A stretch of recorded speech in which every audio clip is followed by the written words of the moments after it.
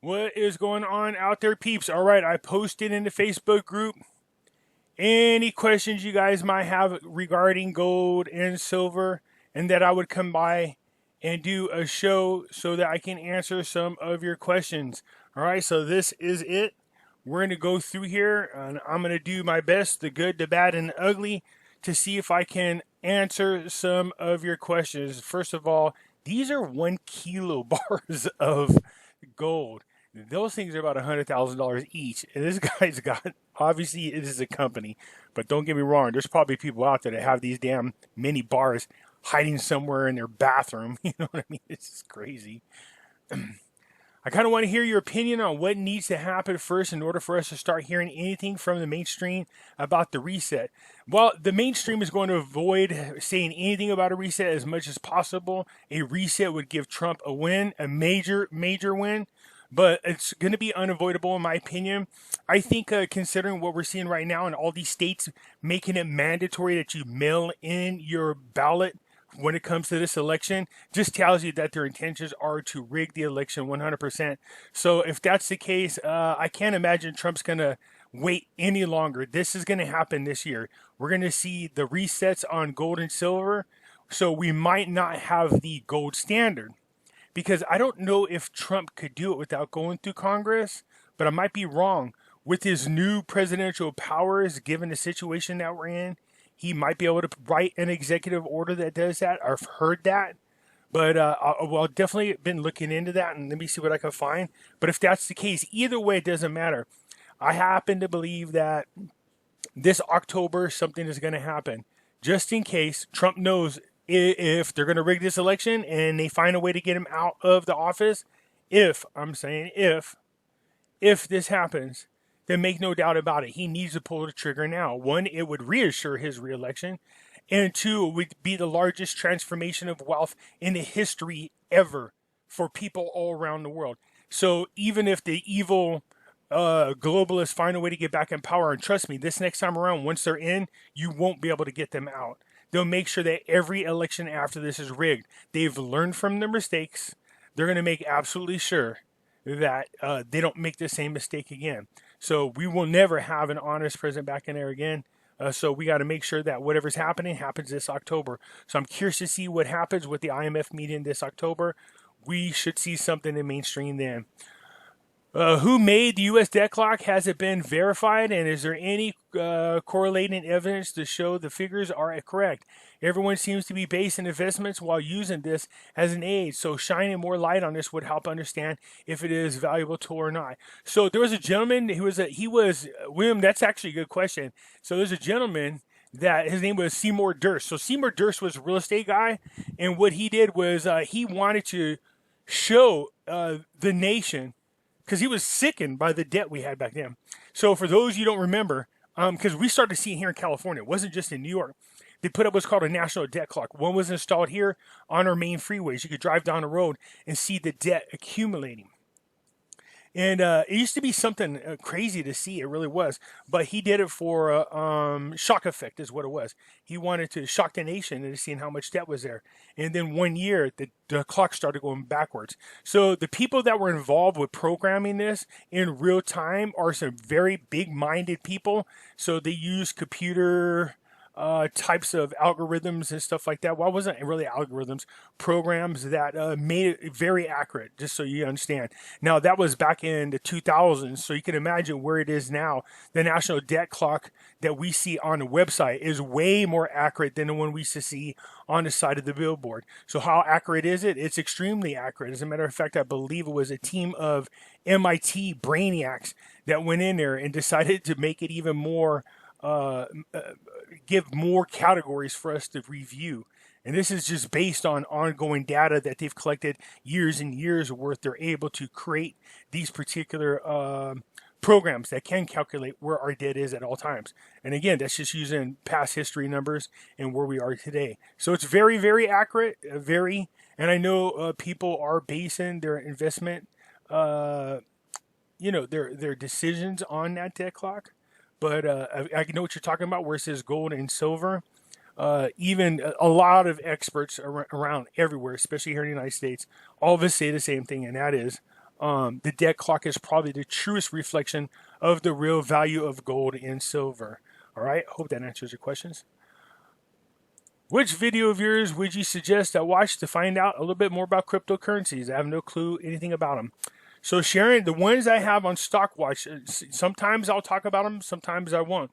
So go through, and some of them I get in a lot of detail. But look for the ones where I'm specifically highlighting gold and cryptocurrencies, because I will bring a lot more details to those. So just go down like Ethereum and gold, and I'll show you what I'm talking about real quick. If you go to my videos on YouTube, you will see that some of my videos are very specific, where other ones can be a little bit on the vague side. So let me just show you. If you come over here, you can see all my videos. If you click them all and bring them all up. So Q&A on silver. Let me see if I can find the Ethereum ones for you real quick, people. So right here, like this, it's gold, silver, and cryptos all running away. Those ones like that, gold, silver, and cryptos. So anything in it that says like gold, silver, or cryptos specifically, I will highlight that this is what I want to talk about. So go through my videos and look for the ones that talk about gold, silver, or even just cryptos by themselves, because in there I talk about cryptocurrencies specifically. But again, I do have a lot of videos, so just go through and find those ones that specifically talk about gold, silver, and cryptocurrencies. Okay, I hope that helps. Is it good that cryptos went from 9,000 to 53? Are you talking about the dollar to crypto ratio? Yeah, what that means is that cryptocurrencies are now increasing in value. It's good if you're holding cryptocurrencies. Yeah, very much so. And they're still running right now, just so you guys are aware. I'll show you. Yeah, gold and silver and cryptocurrencies are on a run. This is good. We are watching them closely. So if you come down to cryptocurrencies, you click them. They're on a very healthy climb is what I like. You know what I mean? They go up so much and they come down a little bit. Go up so much and they come down. Yeah, this is really good. This is a very, very healthy climb. And even XRP finally, you can see over here on a 52-week average, Bitcoin's towards its highest level. Ethereum is at its highest level. XRP is up there. Where we at here? Cardano is up there. Who else is up there? We got Chainlink is up there. Stellar Loomis, which is XLM's up there. Monero is up there. You can see all these people are running near their 52-week highs, which is really good. Looky there, even Digibytes. A lot of people have been talking about Digibytes. So yeah, that gap closing is good. Look at that gold, man, setting records on prices. And the silver doing along the same thing. So yeah, this is good. Okay. Talk more about gold, please. That's what I'm doing right now. Forbes says the gold standard is coming this October. Do you think we can revalue before then? I'm thinking revalue publicly in October, but privately with countries. First baskets and use should come ahead of this. What do you think? So here's my thing on this, the gold standard coming or some form of it. In talking to, we'll call him a brainiac. I know he'll get a kick out of that. Anyways. He told me, if anything, he doesn't think we'll pull out of the SDR basket with the IMF, and it makes sense what he was saying. If anything, what they'll do is they'll add gold to the SDR basket, because the United States is not going to give up their dominancy as the world reserve currency. So I think that makes a little more sense. If anything, what they'll do is add gold to the SDR basket that everybody's using in, essentially turning the world into the gold standard, back to the gold standard, is what we'll be seeing, or acid back. So whatever's going to happen, it's definitely going to happen this October. Now, I would like to see it go up in some type of increments, but it's already going up now.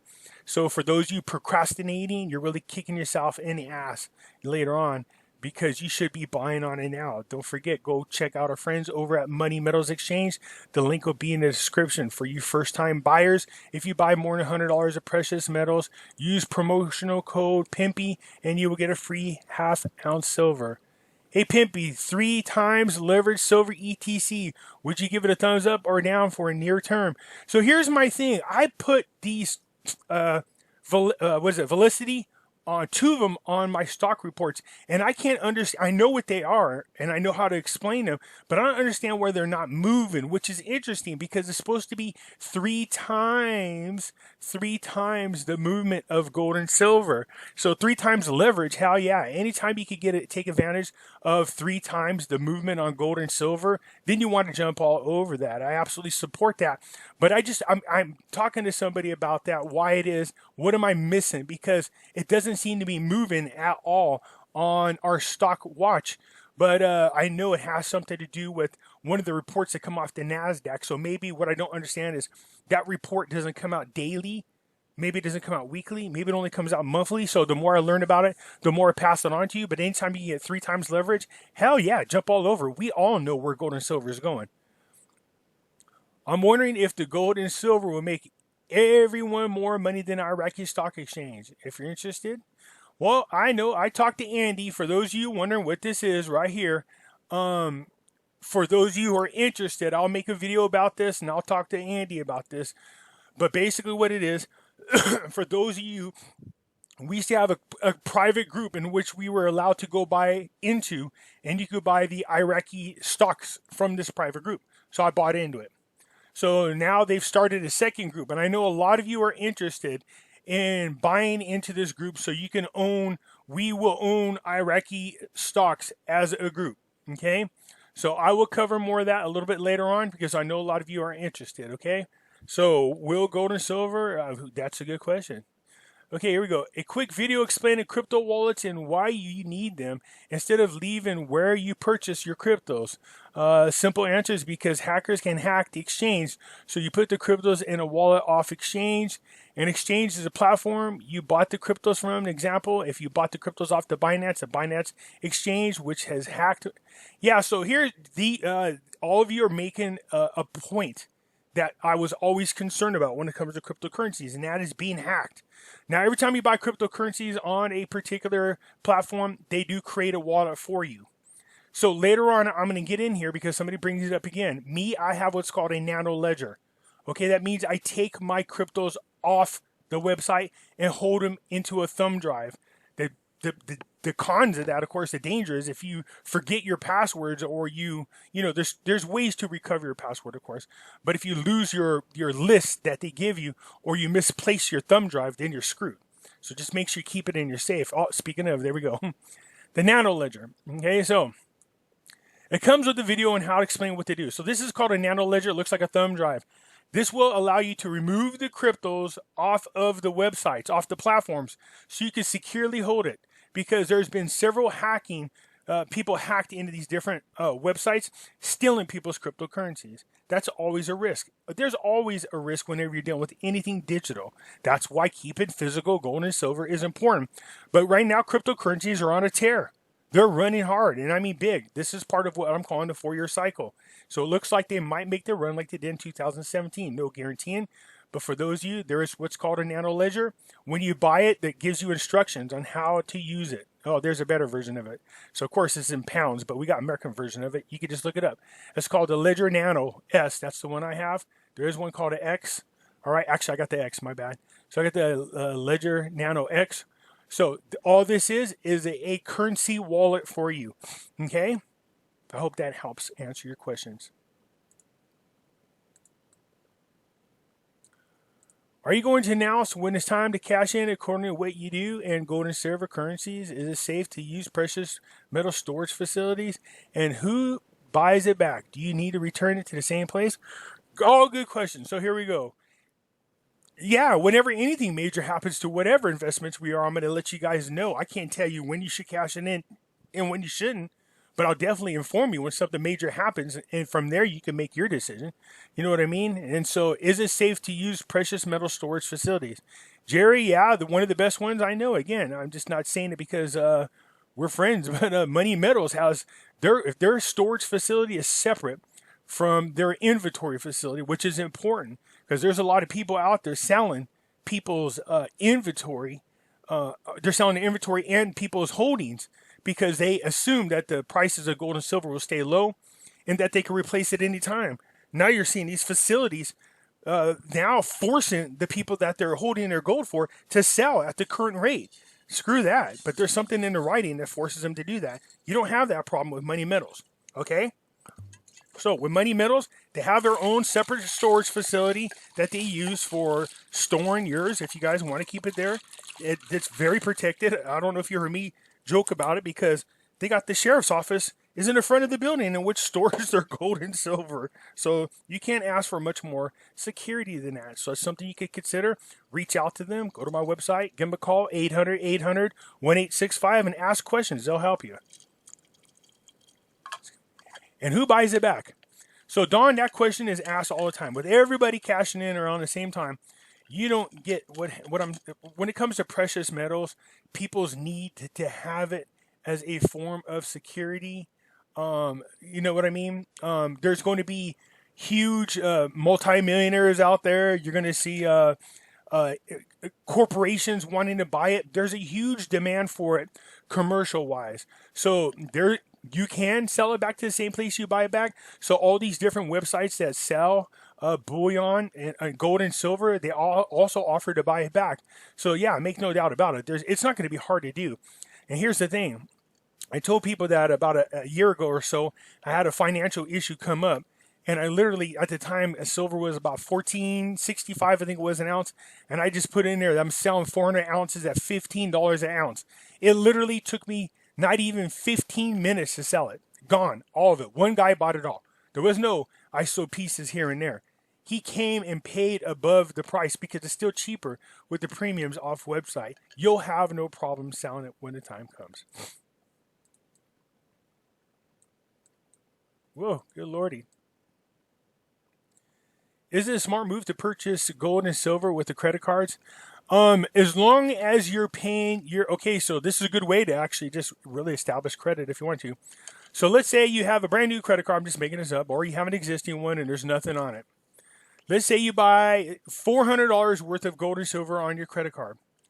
As long as you pay that credit card off before the end of the month so that you don't carry over interest, because then you're paying way too much for the gold and silver. Does that make sense?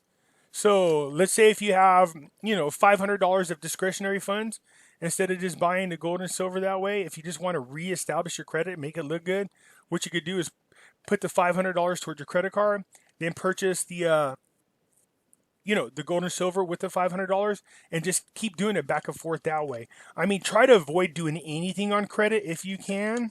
You know what I mean? That's why I tell people if you got discretionary funds, then do it.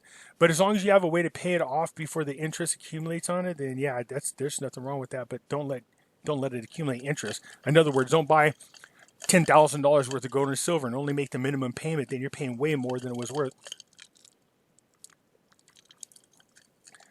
If it comes to a monetary reset, will there be the same restrictions in place when wanting to cross borders with precious metals? Or do we expect to still have to declare all valuables and get tax levied for the imports? So, monetary reset. Look, all laws are still going to be in place. You know what I mean? I mean, people in Canada, I remember when there was an issue with money here in the United States and they kept us from buying gold and silver. We were running over to Canada and buying it and bringing it back here. So, and I would imagine it would go both ways. People are going to do what they can to try to find a way to get the gold and silver. You're going to have whatever taxes are there. Anything you need to declare, all those same things will be still in place, in my opinion.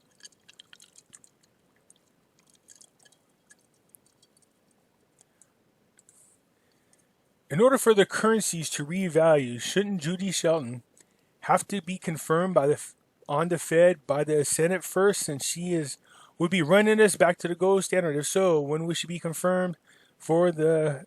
So this August, I believe, is sometime here within the next week, she is going to be voted on. I think look, if we see what Trump's doing, the bigger picture, let's just be honest about this. Even if Judy Shelton doesn't get in, he's got a plan one way or another to bring the value of gold up so that the transformation of wealth comes to our hands before election. For many reasons. I really do believe that. Do you agree with Benny Wilson's statement that we are currently on high alert for the RV to happen any day or week now? Yeah, Benny Wilson's one of these guys that says he's like a lot of those other gurus that go around telling you that their intel told them that the RVs happen, but it happens to be being done privately, or they see these numbers on the back screen, or all that crap. You just look. I can only tell you what I can prove, and this thing on high alert. I'll be honest about something.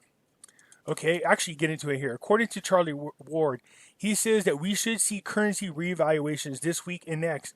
Are they happening now in secret? Well, if they were happening in secret, it would be secret. There's no way to know. But if I'm being honest, and I'm just going to say this reluctantly, and what Charles is talking about, and other gurus are talking about. So I'm not sure if everybody's getting the same information from one source, but I have multiple sources, and I hate saying that because it sounds stupid.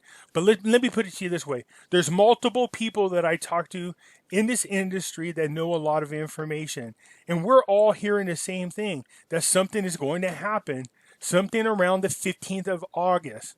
Okay, we've all heard it, but nobody's been able to pinpoint where that information comes from and how valid it is. Now, Charlie Ward, you guys, if you knew who he really was, he's a very reputable, respected person. So I would believe him a little bit more than other people. The only thing that makes me nervous is he says his source is Fleming. I'm praying to God it isn't. I know Charles has access to a much more reliable source that I will not name, that I'm hoping he's talking to, that's beyond Fleming. Okay, so if Charles is saying this, my guess is that he has reached out to who I hope he has reached out to, and he has got some inside information on this, and this is where this information is coming from. So I would trust what Charlie's saying probably more than a lot of those other people that are out there, just because I know who Charles is. Okay, so he's a very reputable person, and I respect what he says.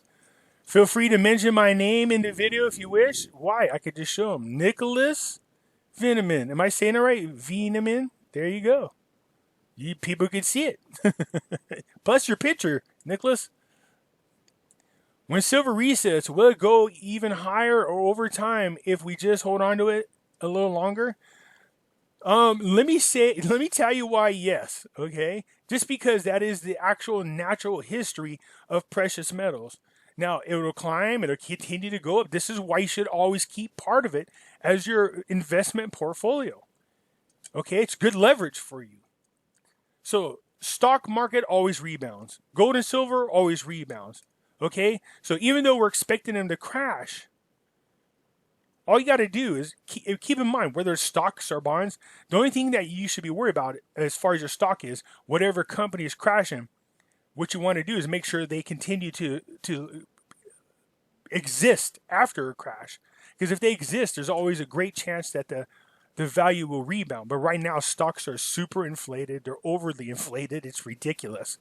The Federal Reserve right now is currently keeping the stock market afloat. So, yeah, it's a bubble, a bond bubble, a real estate bubble, a stock bubble. They're all going to crash, and they're all going to happen around the same time. Gold and silver is going to fly up. Or I should say this, the price might fly up, but what we're watching for is the value to fly up, and it will. All right, so again, gold and silver, you should always hold. For those of you who get it, even if your gold and silver becomes very valuable and you can trade it for some money, maybe you should consider holding a part of it just to be safe.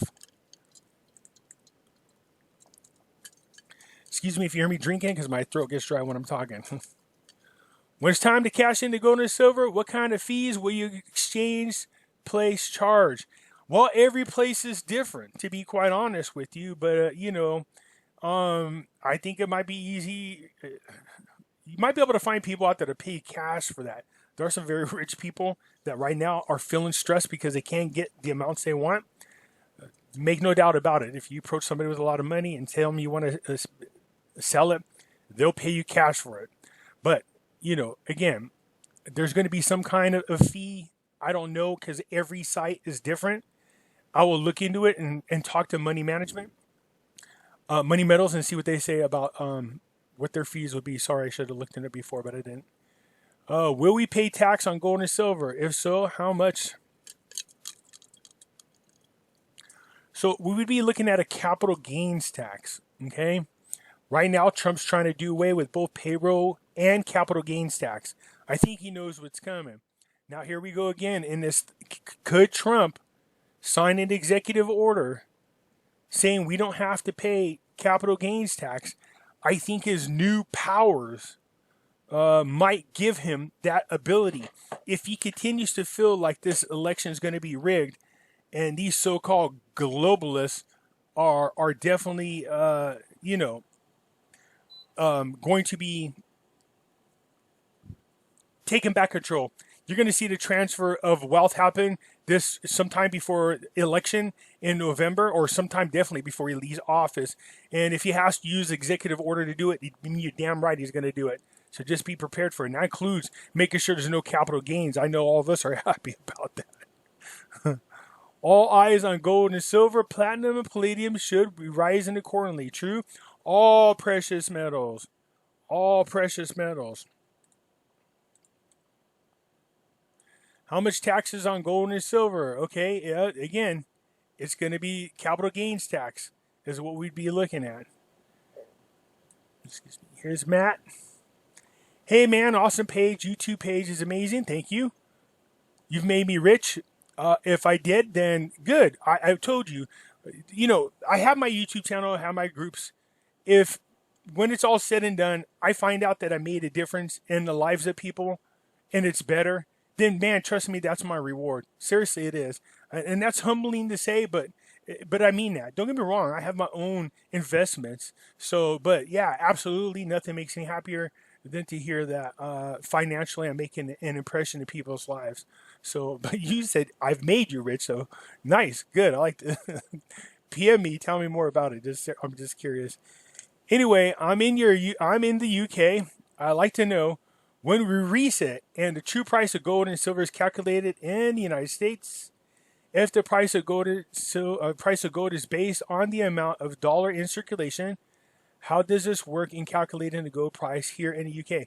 So surely gold will be the same price worldwide. UK gold prices can't be calculated on the amount of pounds in our system because the number of dollars printed and pounds printed isn't going to be the same. So yeah, Matt, here it is. So that's how it works. We take a look at the money supply. That's how we determine the real value of gold and silver. That's part of it, plus the debt. And so so we think about our money supply and what it's backed with, what it's secured with, and so we do this. I showed a graph by this man who's an expert. We do these. This happens every so many decades where the price of precious metals, is way down here, and the amount of money we're printing is way up there. So basically, the value of the purchasing power of the dollar gets weakened. So in order for us to strengthen the purchasing power, we reset gold and silver so it matches the money supply that's out there. That has to be done. What happens is if the whole entire world decides to go to the gold standard, they all get together and calculate what it is, a price that needs to be set so that all countries benefit from this, so that all countries will now have the security they need to support their currencies. So I'm telling you right now, $10,000 an ounce for gold is a joke. That's just my opinion.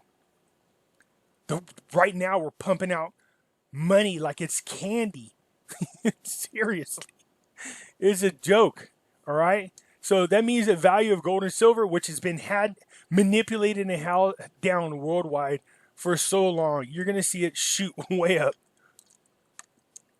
So yeah, they do use the money in circulation, money printed actually, as part of their calculations. And once this happens, this does affect gold prices around the world. That's why I'm saying the first country that goes to the gold standard has the more powerful currency. And make no doubt about it, there's no way in God's green earth is Trump going to let any other country besides the United States be that country. Why is it important to have both gold and silver if silver outperforms gold? That's a good question. I'll tell you why. You see, gold has a tendency to climb slowly and decline slowly, where silver is like a precious metal that needs, to be put on ADHD medicine, man. It flies up and flies down. It's very volatile, but it always outperforms. But just as quick as it goes up, it will drop. So what you want to do is hold on to your silver, watch it rise up quickly, and then it converts some of it over to gold, unless you have the money to buy both. For me, my portfolio, I have 80% silver, 20% gold. I like the 80-20 split. It's very safe and secure. Once the ratio starts changing and the ratio of silver to gold shrinks, then I will invest more into gold. So when the gap ratio between gold and silver is large, where it is now, then you want to buy silver. When it closes up, then you want to exchange it for gold. There's a trickery to it, but that's why you want both, is because your silver acts like a hyper child on candy. All right. Haha, you had me at gold and silver. Love your work, Pimpy. You have been a real beacon of hope in these tough times. Looking forward to investment party. Part of this journey, party. Sorry, when I see the word part, automatically my mouth puts in party. The investment part of this journey, when our seeds have blossomed. Yes, sir, Richard, same here, but it seems to be taking root right now. There's no doubt about it. If we're going to use this terminology, then let's go for it. We have sowed our fields. We have turned the soils. We have watered it. We have planted our seeds. We have fertilized it. And now we're seeing the seeds start to bloom. Or not to bloom, but at least grow. So we're in what's called a vegetated state right now. So it's grown before we see it blossom. It's exciting if you've ever grown a garden to watch it grow. There is a lot of excitement involved in it, as well as therapy. For me, I love watching gardens grow. Will the GCR happen before September? In your opinion, just seeing the trends in the markets and the banks bubbles, as it just seems August could be the month. The bubbles definitely look like they're going to blow. They can only continue to well, that's the thing. They can artificially pump it forever if they wanted to. Seriously, they could. But eventually what happens is you get to a point where you've pumped out so much money that even if you try to artificially pump up the markets, the money no longer has any value. And I think that's the goal we're seeing. What I think Trump's really trying to do, he is trying to crash the dollar. He's trying to pump so much of it out there that it has no value, so that even if he does lose the election, there's no way for us to go back to the fiat currency. He will push us essentially into a type of asset back or gold standard. So don't be surprised to see that, or at least into the new monetary system, whatever that is. I'm going to tell you now, if it's 100% digital, fight that with all that you got. Because that is not where you want to be. Giving the government that type of control over your finances, all they have to do at any time you piss them off or you don't agree with what they want or you vote against them is turn your money off? Nah, I don't think so. So yeah, August, September, and October in my mind are going to be the three. Well, August, September, October, and November, obviously, before the election.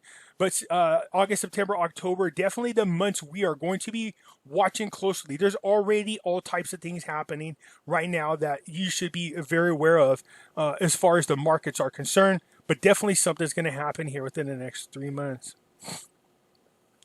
Thank you very much for all your information you give us. I echo that. And at a level of a newbie like me, I can easily understand and digest. Good. That's what I hope to do, is just try to simplify things. Look, again, I got to tell you guys, I'm no expert. I don't have any of these certificates. I don't have any of these fancy things. Okay. This is just what I share with you are things that I'm obsessed with. I read all day long. I just gather the information and share with you. This way, then you can form your own opinion. So what I do is I show you my information. I share my opinion with you, and then let you guys have access to that information.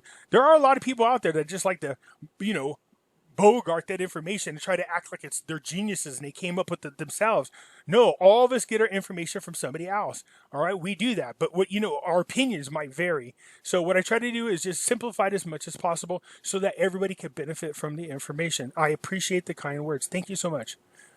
First, Benny Wilson. Oh, I can see you guys listening to other gurus. If I'm not mistaken, Benny Wilson's the guy claiming to have connections to what he calls the new elites. So, look, anytime anybody labels themselves elites, I'm not interested in dealing with. All right? There's nobody elite out there.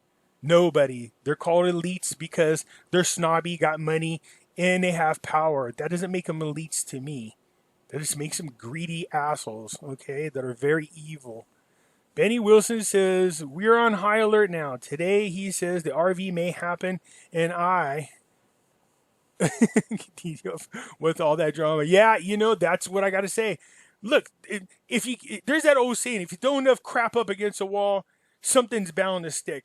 These guys keep saying it's happening, it's happening. The notes or codes are going out. They say all these things, and eventually one day they're going to get it right and go, see, I was the one that was right. See, look what I said. Look, they'll go back and show you videos on how they said this was going to happen on this time. But here's the thing. They've been saying that for years. So go back to all the ones in which they missed and say, what about all these other times? This is why when I do my videos, I avoid dates and rates. I did bring up a date one time when it came to the Vietnam Dong, only because somebody said, and I shared with you, that I had no way to support that, but I wanted to share that information with you just in case, because I'd have felt like crap if this guy was right and I didn't share this with you and give people an opportunity to benefit from that information. But as far as dates and rates are concerned, try to avoid them. You can keep saying it. This is the week. Well, my intel tells me this is what's going on. We hear about it all the time. But me, I won't share anything with you because I hear this stuff the same thing they do. I hear it, but I avoid putting it in my videos because if I can't prove it, I'm not sharing it. That's just how it is.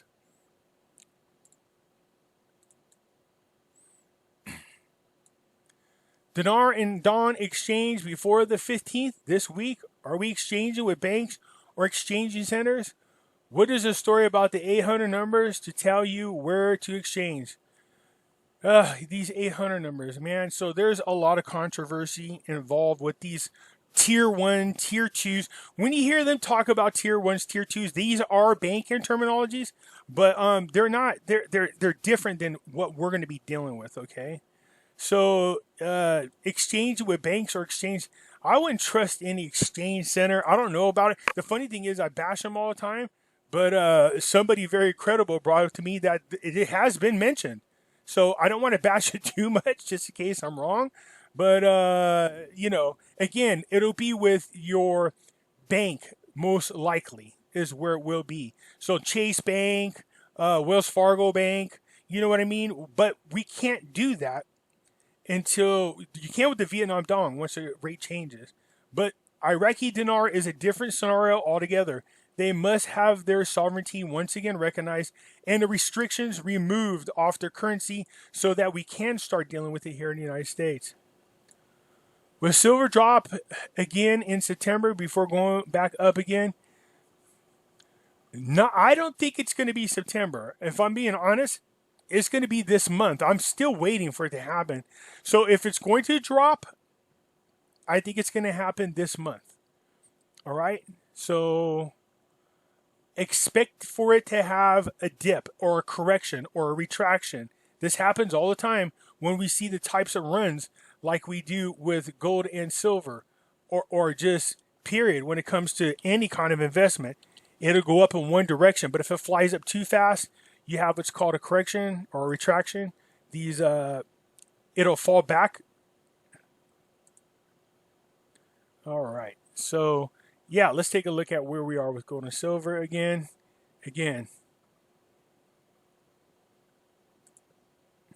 Yeah, it's still going up. So silver. So, let me pull up the chart so you guys can see this.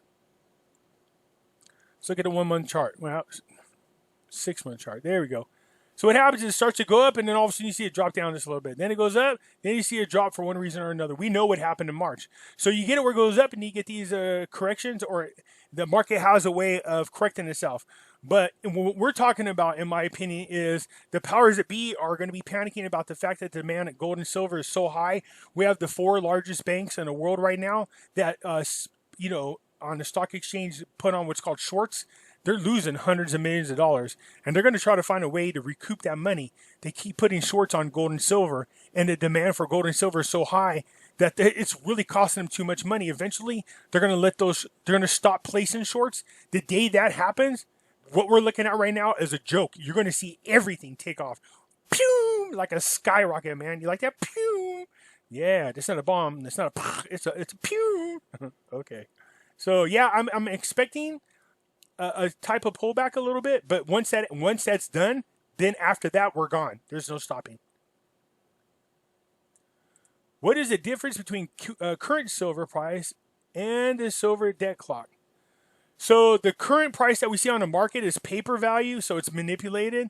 The debt clock is showing us what the real value of gold and silver is based on the paper debt. So, or the supply is probably the best way to put it, and our debt. So, that the debt clock shows it's probably the closest to the true value of gold and silver than anything else out there.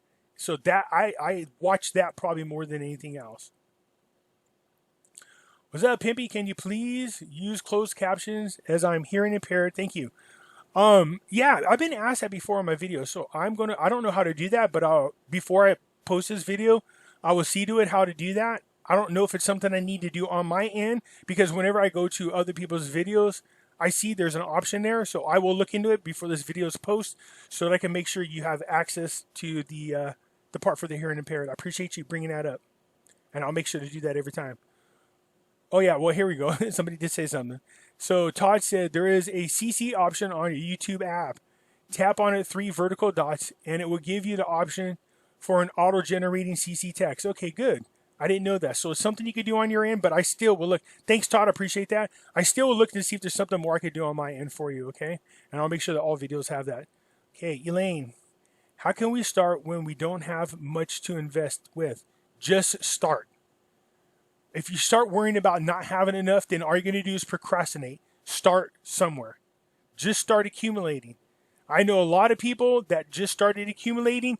They only had 1 ounces, 5 ounces, 9 ounces. It's slowly adding up. That's the best you could do if you can't afford a lot. I've made all kinds of suggestions on what you could do. Okay, I said, have yard sales. Trust me, if you go through your house, you know dang well there's crap in there that have some kind of value that people would be interested in, that you say, you know what, I don't use that no more. I don't know why that's there. Or I can do without. I tell everybody, I just went this past weekend to pick up I have a sports cards, comics, and memorabilia collection. It's huge, and I mean huge. My uncle had it for me for 25 years. 25 years. It's taken up half my entire room. That's how large it is. I got Mickey Mantle jerseys signed. Sandy Koufax jersey signed. I have a game-used Jason Kidd rookie year jersey.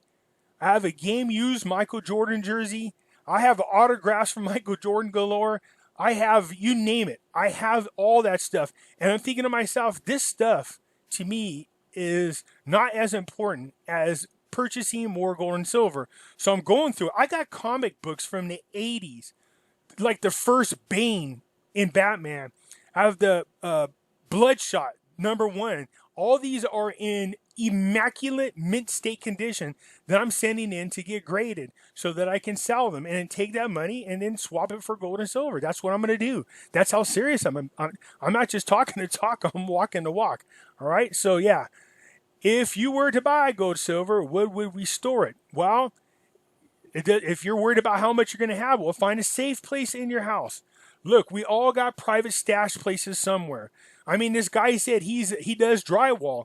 He said what he's done is he's taken out a piece of drywall in one of his rooms. It's really slick. And then so what he's been able to do is put like a latch on the drywall. I don't know how you do that, but he does. And then have a little pull where you can just pull the drywall open. But when you shut it, it blends back into the wall the way it's painted. There's no way to know that it's a hidden place. So he's stashing his gold and silver coins and bars on the what do you call it, the frame, the wood frame in the house. So if you have that, a lot of you guys have this kind of talent, man, construction talent. Create a fictitious wall. Create a hidden pocket somewhere in the house. You know what I mean? Buy a safe from the store. There's all kinds of things you could do. I talked about buying one of those empty, brand new 5-gallon paint containers from like Lowe's or Home Depot. One that, you can use for whatever purpose. Then what you do is you hide your gold and silver in there. Get an old, dirty, oily rag. Make it, or at least a dirty one. They don't have to be oily. Just throw it on top of your gold and silver, then throw a bunch of screws, nuts, and bolts on top of the rag, separating your gold from silver. Then grab some paint and just fling it all over the can and write on there, screws and nuts. You know what I mean? So if anybody comes across it, they just go, oh, it's just screws and nuts. They don't know that in there is gold and silver. Do you see what I'm saying? There's all kinds of creative ways. I am going to do another video showing you guys where these people have these different types of secret hidden rooms for you guys to check it out. Okay? Where would we buy from, and how would codes for purchase from? I don't know what codes. Find codes. Co-signers is what it is. Well, buy from Money Metals.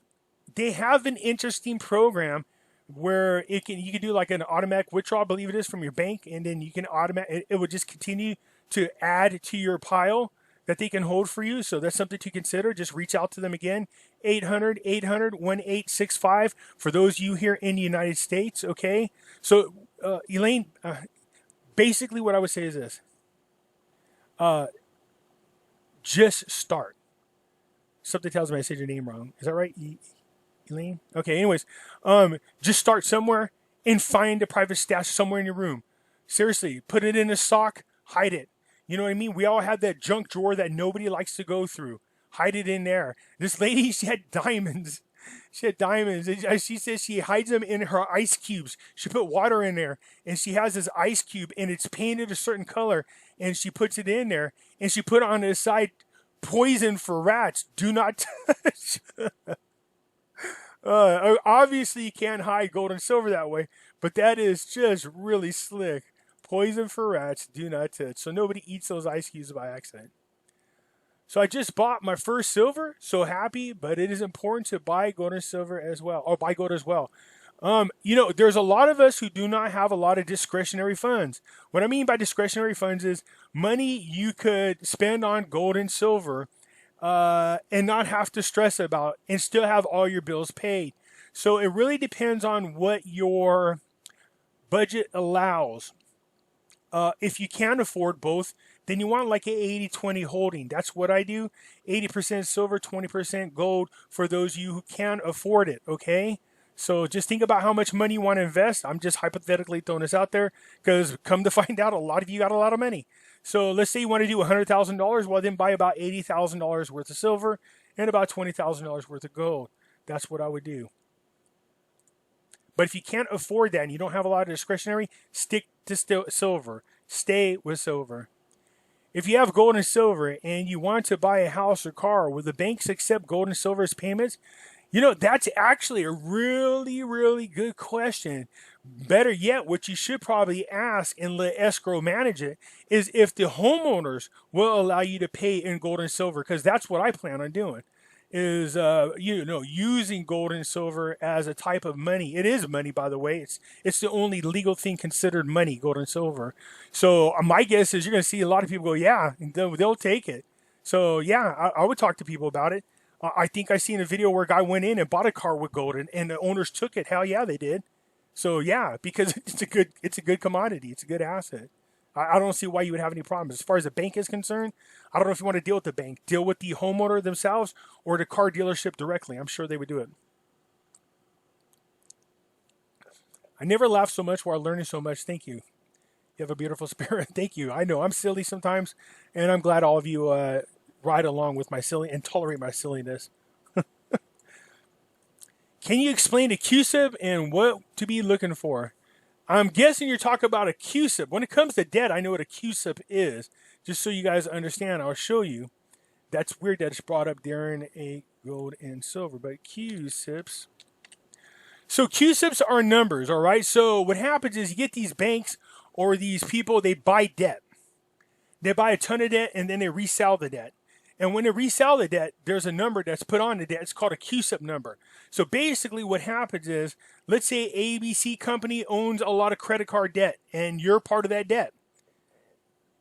They turn around and they sell it. They sell it to XYZ company. XYZ company pays for that debt, and now XYZ has the debt. And a QSIP number is put to it.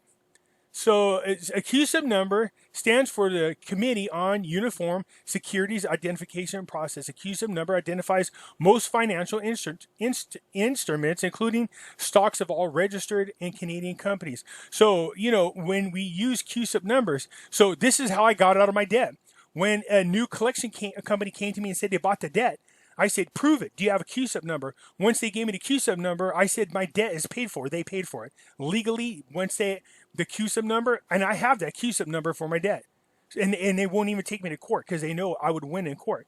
So I don't have the debt with XYZ company. I never signed into contract with them. They legally can't own my debt. But the fact that they paid money for my debt and there's a Q-sub number assigned to it, I was able to get out of that debt. This was a long time ago, and I knew about it way back then. So Q-sub numbers are a way for them to keep track of commodities. Gold and silver are actually in there. There's ways to do that. Depends on how much you're moving. How far must the US dollar drop before we see gold standard implemented? I don't know if the purchasing power is going to drop to about zero. We're almost there now. So that's probably what we need to focus on the most, is when the value of money and its purchasing power is so low that it has no value. But it will continue to have value as long as we continue to have faith in it. But the day the public stops having faith in, and we're seeing that now, like I said, the more we're seeing the loss of confidence in the US dollar versus everybody running over to gold and silver is a huge indicator that this is happening now. So yeah, it's happening now. People just don't realize it. With the currency revaluation, will the event be tied into the gold standard placement? That's a good question.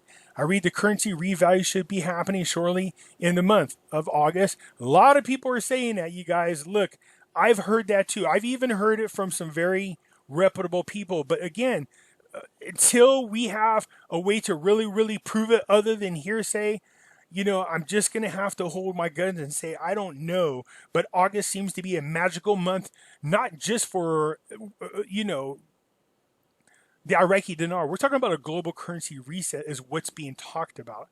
You know what I mean? So today I did a video showing you that the dragon bonds, or I should say the Chinese bonds, are back in play again. That's funny. And you could buy them for dirt cheap on the internet because people are selling them as collectible items. Come to find out, now they're actually legitimate. So you could buy bonds worth thousands of dollars on eBay for like a couple $100. That's funny. Anyways, a month, but don't know where to look for reliable information. I usually start with your YouTube channel. Okay, and start my due diligence through other research online resources and search engine names after a bird. Thank you for your help, Pimpy. No problem, Eric. Me and Eric's actually talked before. He taught me something about Facebook that I was not familiar with. But anyways, nonetheless, so here it is. So, of course, our hopes and dreams are that the currency reset happens first, so that we can take our newfound riches and run over buy more gold and silver. But something tells me the gold and silver value, whether it's through a gold standard or reset, or, you know, it's just a revaluation of gold and silver, must happen first before the currencies, unfortunately, because then you can use your gold holdings to support a new rate change. That's what I think would happen. So unfortunately, we might see the gold and silver rate change before the revaluation. But let's cross our fingers and hopefully we'll get lucky. Maybe they'll throw a rate out there and then say, based on these rate exchanges, based on the newfound debt that we've accumulated, so that we don't crash the economy, we would then revalue gold and silver afterwards. That's my dream. Question for you, brother. Shall we have a yacht party when this is over? I'm in. Yeah, man, I keep telling you guys, we're going to have a Pimpy party, man. A yacht? Oh, I'm going to be on a yacht this next year, for a whole year, actually. But I say we do this in Vegas. I don't know how you guys feel about that. But, you know, don't bring all your damn money and blow it in Vegas. Dr. Ron told me that. You guys will love this. Over there, I think it is a Circus in Vegas. They now have a slot machine that pays out silver dollars. So you put money in, and it pays you out in silver dollars. Well, hell, I'll take that. I mean, if they want to use silver dollars. So, yeah, party. We need to do some type of celebration. Some of us have been going through this for a long time. A second multiple question above about the things we all hate. Taxes on gains from selling back gold and silver. While you're on the topic, any good selling back to dealer story scenarios? I don't know about a scenario or a story. Money Metals buys back. Here's the things about Money Metals that I did not know. Okay, so for those of you who are into cryptocurrencies, so you can buy your gold and silver using different cryptocurrencies, and you can also sell your gold and silver to Money Metals, and they will pay in cryptocurrencies. Did you guys know that? I just learned that, so it just got told to me. Thanks to April and AJ told me that over there from Spiritually Raw. Go check them out. But also I called to just talk to the president real quick and said, hey, what kinds of cryptocurrencies? So pretty much a lot of them. As a matter of fact, they're probably the most diverse company that allows different types of cryptocurrencies. So if you guys want to buy gold and silver using cryptocurrencies, go to Money Metals. You can do that. Or if you want to sell your gold and silver, they will pay you in cryptocurrencies. So that's a great option to have there, something you should consider. Post it on your page. What do I think? Well, let's take a close-up of it. There it is. The IMF has set the start time for general public exchanges at the international rate for August the 15th forward. The dinar was revalued and the Chinese yuan, there you go, the Zimbabwe Zim and the USTN were all gold assets backed and traded internationally. So this looks like it comes off a Twitter feed. It does. And I don't know who these people are. I don't know how legitimate this is, but this is something that I keep hearing. This is what I'm talking about. Something that I've heard. Here's the second part. Monday, August the 3rd, which is a couple days ago, to the 4th, Tier 4B was scheduled to receive notifications of how to set our redemption exchange appointments. August the 4th would be the beginning of the exchange redemption appointments. Zim holders were asked to redeem in the next few days.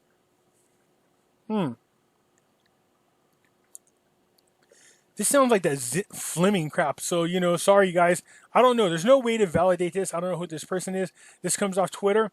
Again, I will say I heard this. But again, something similar to this without no way of proving that it's real. I don't know. People get their hopes up on that. I don't know. Could you explain how the Tier 4B for contract rate will work in the UK? Terry, here's my thing. When it comes to this Tier 4, these are bank terminologies. I don't know how it's supposed to, how that is tied into exchanging our currencies. So I'm going to tell you what I did. I went and I talked to my bank manager. I told this story before.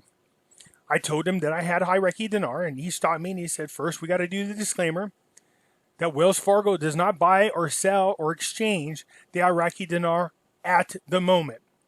Good. But when the time comes, he said, right now, just because there's a restriction on the Iraqi dinar. So once those restrictions are lifted here in the United States, and Wells Fargo gets the word from the powers that be that they are once again allowed to exchange currencies, he said what I would simply do is come into the bank, get his attention, tell him I want to exchange my currencies, and deposit the money. Because if you have millions of dollars, obviously you're not going to walk out the bank with millions of dollars. So I said, okay, so what do I do? He goes, yeah, just get my attention. And so all you're going to be doing is depositing money into your account. We would do a small percentage fee. Excuse me. It'd be like 1% would be the fee to do the conversion. And then basically they just deposit it straight into my account. So I said, okay. So I said, that's it. He goes, that's it. There's no paperwork or anything. He goes, no paperwork unless it changes, and they'll let us know. And I'll let you know when you come in. So there's no appointments, no nothing, he said, but I live in Boonville. So we're not going to get, well, I don't think we will get flooded with people. Now, if you live in a major city, my guess is you're going to need to set an appointment to come in and do the exchange. So my suggestion would be Chase Bank will allow you to come in and deposit right now the Iraqi dinar. So if you have a Chase Bank account wherever you are, you might want to ask them what you should do, okay? But as far as these tier ones, contracted rates and all this, yeah, no. Let me put it this way. If I'm being honest, everything I've heard about this, everything I read about this seems to be BS, all right? My bank manager says we don't go through all that. You just come in and you make a direct, or you just directly deposit it into the bank. There's no complications to it. I'm still not understanding why 45 hasn't announced that we are changing to precious metals-backed currencies yet. It would literally secure his re-election no matter who runs against him, even if they didn't actually happen till his second year in his second term. Any insight on this? Yeah, well, you would think it would secure his second term, but trust me, the globalists are doing everything they can. 7 states have now passed mandatory mail-in ballots, making it real easy for fraud. And they're telling you fraud doesn't exist, and they're lying. These past primaries, you could see a lot of controversy. Still to this day in New York, nobody knows who won this past primary. They don't know. It happened in Nebraska, I think it was. So, the same thing happened. So all these elections just screwed up. So Trump's going to have to pass some type of executive order, if he has the power to do so, making it mandatory for people to physically show up. I don't know what kind of power he has in that, because each state is responsible for controlling their own elections. But make no doubt about it, all Democratic-controlled strongholds are going to make this as illegal as possible to make sure Trump isn't reelected. So my guess is if he's going to make this happen, he's going to do it this year for sure. That's not going to guarantee him a shoo-in, because as soon as they do that, they're going to turn around and try to find a way to take the money right back from us, including a bail-in. Do you think gold breaking out is the catalyst which will set off all the other events we are waiting for? That's a possibility, because it keeps moving at a very fast rate. Well, obviously, if these countries are holding on to gold in their assets, again, their holdings start to increase. It could affect their currencies. Between what we know about Iraq, Vietnam, the behind the scenes on the gold standard, silver, and everything, it seems like everyone is being prepared for an event to kick off rather than a specific time. Yeah, it looks, you could be, hey, Kyle, either one. I agree. It could be either or, if we're being serious. I think there's a higher tax rate on silver bars than there is coins. I live in Canada, so we might be different than the U.S. Can you point me out to the right direction for answers? I don't know a lot about the taxes in Canada. Actually, I don't know anything about it whatsoever. So there are premiums, not taxes. Well, I don't know for Canada. The premiums are higher on silver because the demand. Think supply and demand. Anytime you're dealing with precious metals, whenever one starts to become scarce, you will see premiums slapped on them. I mean, right now, we're $30. I can literally go out right now and put, what is it? Where are we at right now? Silver.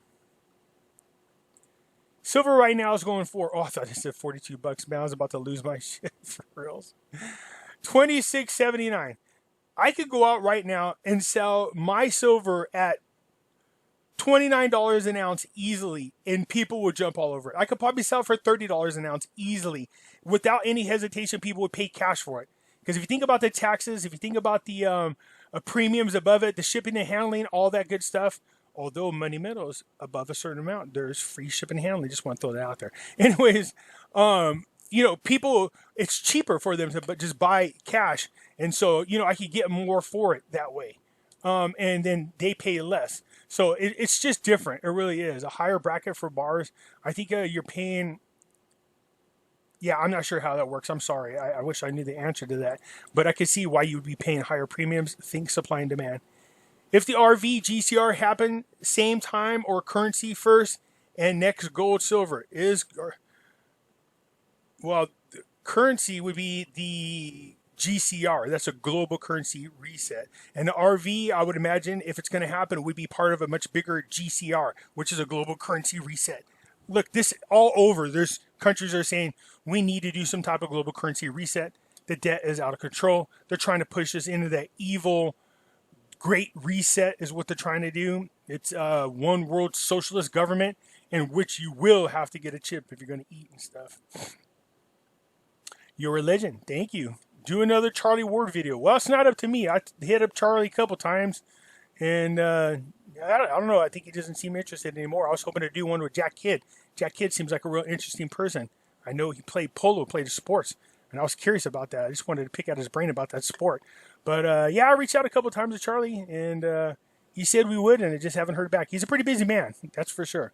So, yeah, I would love to, but I think Charlie's kind of busy. Lee Hemington, bloody good shout, buddy.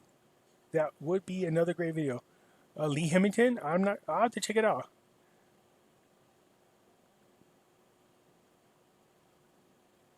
Lee Hemington. Okay, so I will look into Lee Hemington. And if you know how to reach Lee Hemington, then tell him I'd be interested in talking to him. Absolutely, if they want to talk. I appreciate that. Thank you. Why not everyone will be able to invest? So if NESARA, GESARA are just around the corner, then why invest? Well, Aaron, that's a good question. And this is the answer. You see, NESARA, GESARA is pending on one individual. When I did my research, I realized that the things that have already happened and are happening are because of the orange bad man being in office. Of course, I'm kidding. I'm a huge Trump supporter. It's because of Trump. So if this election comes up here and he doesn't get in office, you could kiss all that NESARA, GESARA, bye, gone. Because you got to understand that the people that the Democrats represent have a much bigger agenda, which is a one world government. They want to do the same thing to us, what's happening in China. They want us to have a credit score, a social score. This is how they're going to keep us in line. They're going to control your money. They're going to control how you travel, where you're allowed to go, and they're going to enforce it. Exactly what's happening in China. You see, they have what's called social scores. So if you post something the government doesn't like, you lose a social score, it goes down. And they forbid you from traveling. They forbid you from having vacations. You know what I mean? They control your money because they make it all digital. So is that the kind of life you want to live in? Because that's exactly what's coming up. That's not hyperbolic. That's realistic. We were already heading in that direction before Trump got there. So a Trump re-election, NESARA, GESARA is going to depend on a Trump re-election, a part of it. Because a big part of it is already happening. But a big part of that, the part we're waiting for, so you should invest just in case, is why you should invest. What type of tax penalties can one expect by cashing out the IRAs, Roth's IRA stocks? Will it matter? Will there even be an IRS to tax penalties in NESARA? Well, what we're hoping for is no. But Violet, I will show you something. You should always have gold and silver as part of your portfolio. And I showed everybody this before, but go to Money Metals and their exchange. Their website is in the notes there. So go over where it says other. See this? And go all the way over here where it says retirement accounts. So click it. And what happens is it'll pull up this right here. So secure your retirement with self-directed gold IRAs. So in here it tells you what you need to do and how to avoid. I think there's a way to transfer and avoid paying taxes. So all that information is in here. It tells you how to do it step by step. Okay?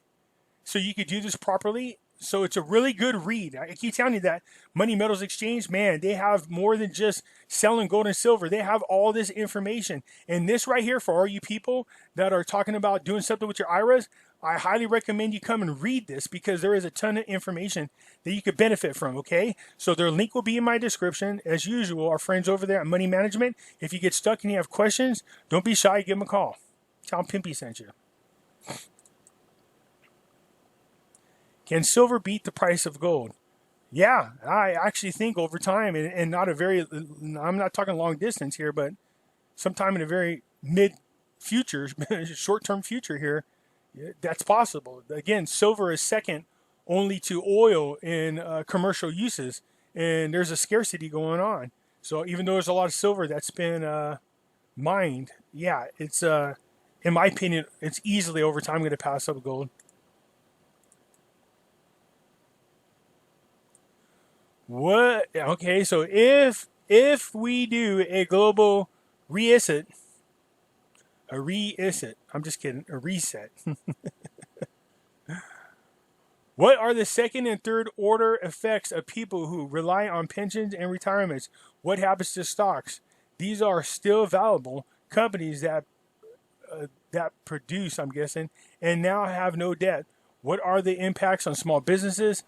Our deposits, incomes will disappear. So again, a global reset, basically, the companies will be fine. It just means we'd be moving into a different type of currency. It'd be gold back. So you'd just be exchanging it dollar for dollar. But there's a difference between a global currency reset, a bail-in, which would take all your money, okay? And a reset on gold and value, which would help secure a lot of these companies' debts. So, how would it affect your pensions and retirements? Well, if the stock market starts to crash and we're seeing companies already purchase large amounts of gold and silver, putting it into their stock portfolios as part of their assets, which is smart. So they're doing what they can to protect themselves. So I think you're going to be surprised this September and see a lot of companies doing a forced stock buyback for some reason. So keep an eye on that. So it really depends on whether your company is doing all it can to avoid a crash if a crash happens. So if it's securing itself with gold and silver, that is a good way to have a very good, strong financial foundation. So I wouldn't worry too much about any of this, except for if we do a bail-in. That's why it's important for a part of your investment portfolio to have gold and silver so that you're protected, and gold and silver that you can hold or store over that money metals. Do you think the October IMF meeting is when Trump will pull the USD out of being the reserve currency? If so, this would signal the beginning of the gold standard, right? Well, it would. There's two thoughts on this. One is, instead of pulling out the US dollar from the SDR basket, but instead we add gold to it, that would be essentially a type of gold standard that's set on the world. So keep in mind, the people who control that is the United States. They have the most shares, so they have the most voting power. So they technically can make that happen. So don't be surprised if we don't see that happen. The other option is we do pull out of the SDR basket and get out as the reserve, because we're being pushed out anyways. It's just a matter of time before we're no longer the reserve dollar anyways. But the first country that goes to the gold standard will have the most valuable currency. So dang well we're going to. There's no doubt about it. The debt clock Dave. LOL. When JP Morgan gets arrested, what happens to silver? Well, they can arrest them all they want, and trust me, they're being indicted right now. And they were forced to sell their silver, and they acted like they did. They didn't. This did an end around, and silver never left their control. They just used manipulation of a loophole and bypassed it. So if these people get arrested and some new regulations are passed forcing these guys to stop manipulating the silver market, then you're going to see them stop selling shorts, and you're going to see them allow the market to just control the value of silver. Would you exchange a gold coin for silver? Thanks, Pimpy. It depends on, right now, the silver to gold ratio. I would exchange. It depends how many gold. You want to have 20-80. But if, let's say, I do have a lot of gold, a lot of it, but I don't feel like I got enough silver, why not? Go swap. I think, 80-1 ratio right now? So you can pick up 80 ounces of silver right now for 1 ounce of gold. I'm not sure. I know there's a website out there that tells you that. So if you don't feel like you have enough silver, and silver does outperform gold, then you know what? It's a good investment. But, again, it just depends on how much you have. But let's say you have like 4 gold coins, you don't have any silver, and we know silver's going to ride the lightning, man. And you definitely want to see about changing some of those in. Okay? Just my opinion. At what ratio would you start converting your silver to gold, please? What percentage would you continue to hold and not convert, and why? Good questions. So right now, the ratio for silver to gold is around 80-1. Once it starts getting back down to where, somewhere around 30-1, then I would switch over to gold. I would start swapping then. That's because then it's within its normal ratio, or historic ratio. It's out of whack right now because of the fiat currency issue. But it's the ratio right now for silver to gold is ridiculous. So I would have more silver now until that ratio closes, and then swap on over. So for now, I wouldn't do nothing. But once it got down around 30-1, then I would consider it big time. Then my holding still would be 80-20. Then I would consider, or then it might increase. Instead of 80-20, I might have 60 to 40 or 50 to 50 then. So then my holdings would change. Should we pay off our credit card debt or just pay the interest and let NESARA wipe it clean? I wouldn't risk damaging your credit. Continue to make your payments. I don't want anybody to stop making payments thinking they're going to be rescued. Again, NESARA GESARA, there is no actual NESARA GESARA law. But I do notice that the NESARA GESARA pieces are being implemented or worked or done already by the Trump administration. I do see a bigger picture happening with Trump buying corporate debt, using the Federal Reserve and the Treasury, and then a loop around, and there's a third company you guys don't know about, and they're using that company as the holder of this debt. So they're using this ability, I think wherever that law is, that allows them to maintain and manage our foreign exchange, or our exchange rate on our currency, gives him the power to do this. So I think what we're seeing is basically the Federal Reserve seems to be paying off everybody's debt. They're being sacked with the debt. They can't even stop it right now if they wanted to. So Trump, using the powers that was given to him, is going to sack the Federal Reserve. It's going to go bankrupt. That's what's going to happen. All right. So, and what that does with our debt, let's see how much of it gets taken care of. We'll see for sure. But it seems to me like a lot of people, not just here in the United States, but people overseas from the UK have been posting things as well. It's exciting to see. I've seen people from Spain as well. What is your take on the current coins we use today, since they are U.S. Treasuries? Do you think it'll be worth holding them or trading them in? I'm not talking about the junk or constitutional silver. I have put back plenty of fiat currency to pay bills and necessities. Was wondering if the dollars was to collapse, would coins still be legal tenders? If we're going to move into a new monetary system, then that means everything is going to change. Now, as a collector, I would hold on to the coins if they were older or if they were brand spanking new, just because it would have collectible value to them, since we're no longer using those particular coins. But for now, no. If they're just, for now, I mean, if you have enough of them, then I would definitely put it into gold and silver if I was you.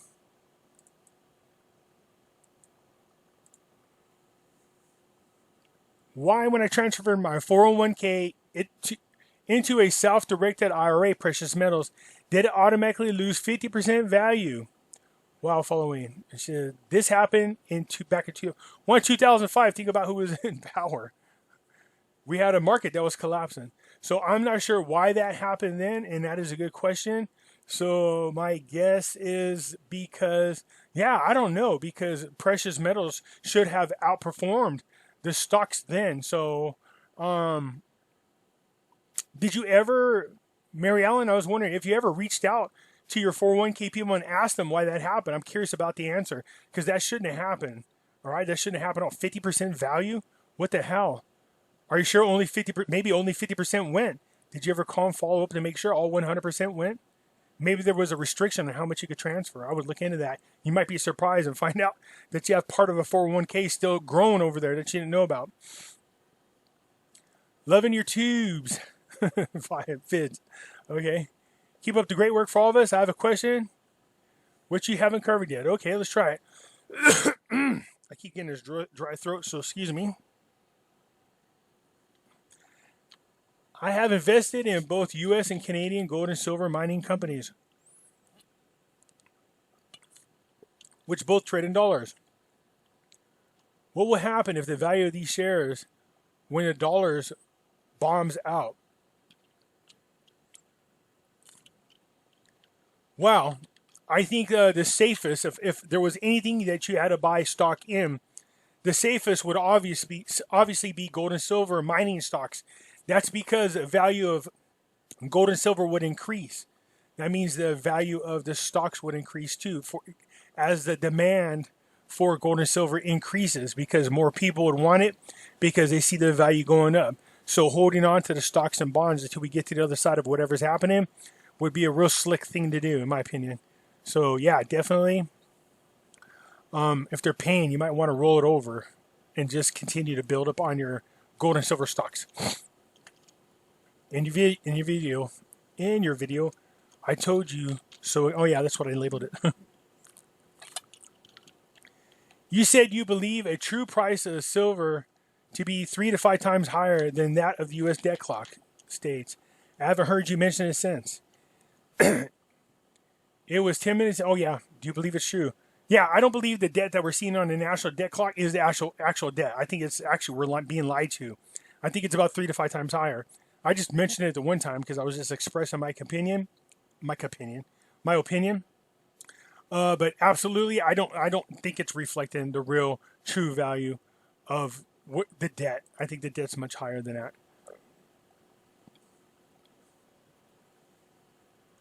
When we go back to the gold standard and the stock market crashes, will everyone just lose their ass? Yeah, it depends on where you're invested.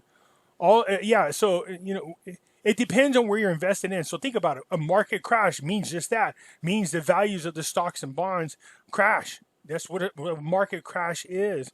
So those invested in paper investments would lose. Paper currencies would lose. Also, if NESARA GESARA happened first and all of our debt is paid off, it's obvious paid to the banks and the debtors that hold our notes. But what happens to Americans' debt with, say, China or any other foreign country we owe money to? And oh, I just got my shirt. Oh, you got a shirt? Oh, congratulations. Yeah, PM me a picture of the shirt. I'm curious. Did you get the pink one? I like that one too. There's lots of shirts out there. For those you don't know, I have a couple of ladies inside my group, or I don't want to assume, so excuse me. I don't want to offend anybody, but they are selling Pimpy merchandise, which I thought was really cute. Now, that's them doing it on their own. I said I didn't have a problem with it, and I gave them permission to do so. So there are a lot of shirts going out the door, and I have mine. I love it, so just thought I would share that with you in case you're interested. Ask in the group. But so NESARA GESARA happening first, and all of our debts paid off. Well, unless you have debt with China personally, if you're talking about the American debt, NESARA GESARA, that would trigger a worldwide event. So if there's a NESARA GESARA, this means that all debt between countries would be paid off as well. That's my understanding of how this works. But I could be wrong. It could just be the people's debts with each of their government, but not debts between countries. So that's a good point. Let me look into that and get back to you, because that's a good point. I'm curious about that. So all debts would be forgiven.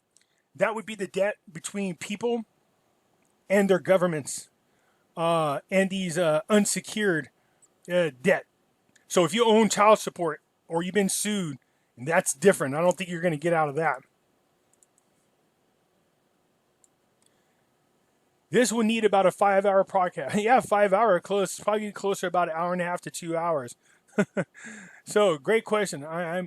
I'm sure that some repeats, but can't wait to hear your answers. Well, here you go. I'm doing a video. I hope I'm answering the questions. Mr. Pimpy, when we go back and have value in our currency, wouldn't gold be valued at 1-to-1, just like international currencies when exchanged? So valued at gold? No. You see, when we go to a gold standard and we revalue and we set a price of gold, that is the minimum. The gold can continue to go up, but it can never be below whatever benchmark they set, because that benchmark is what's protecting the value of the currency. So if they set it at $10,000 for the gold standard, they set it at $10,000 an ounce for gold, then it's going to be $10,000. Once they start doing something with the debt and maybe they start lowering it, there's always a possibility that later on they could reset it and lower it. But no, once it's set, it's set until they make the announcement. But I don't think that's going to happen. There's just too much of it out there. For it to be 1-to-1, no, it's definitely not going to be 1-for-1. That's for sure.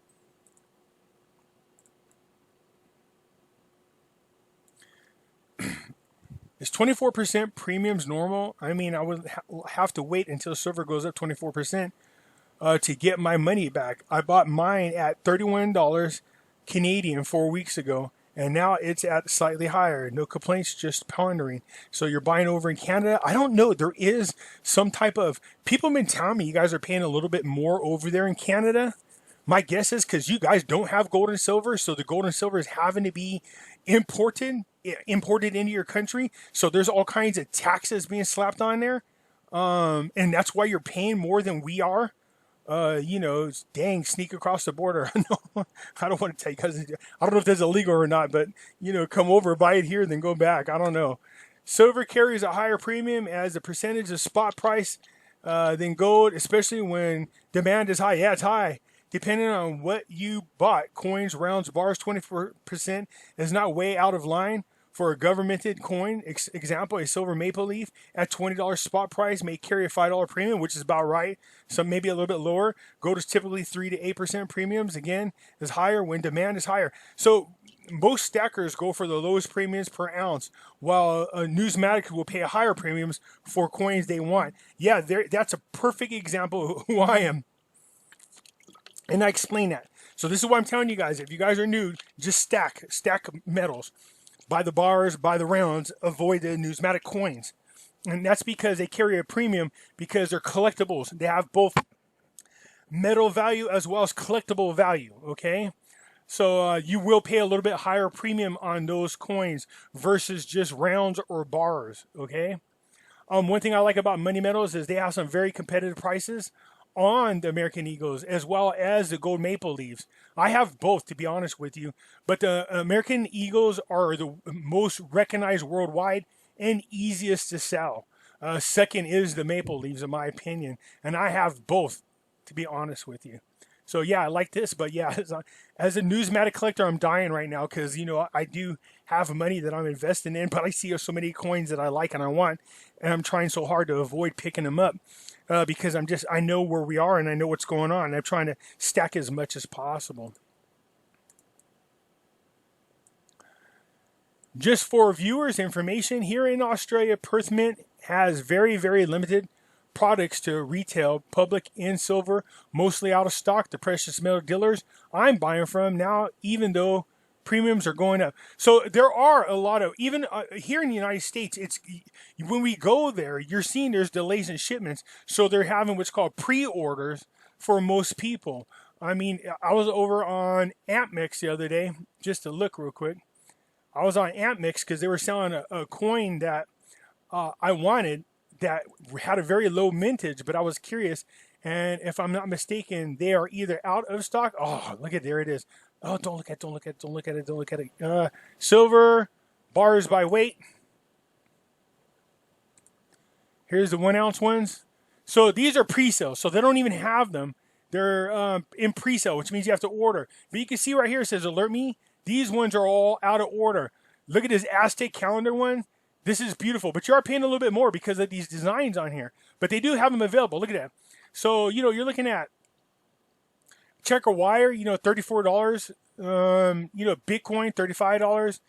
Credit card or PayPal, $36 for anywhere between 1 and 19. So obviously, the more you buy, the cheaper it gets. But you can see, look at, they're already in the mid 30s for 1 ounce bars. Okay, so that's 1 ounce bars. Let's look at their rounds real quick, and they don't have very many left. So 1 ounce rounds. Let's take a look at these. So here we go, pre-sale again, pre-sale. So which ones do they have? Look at, here you go, 1 ounce.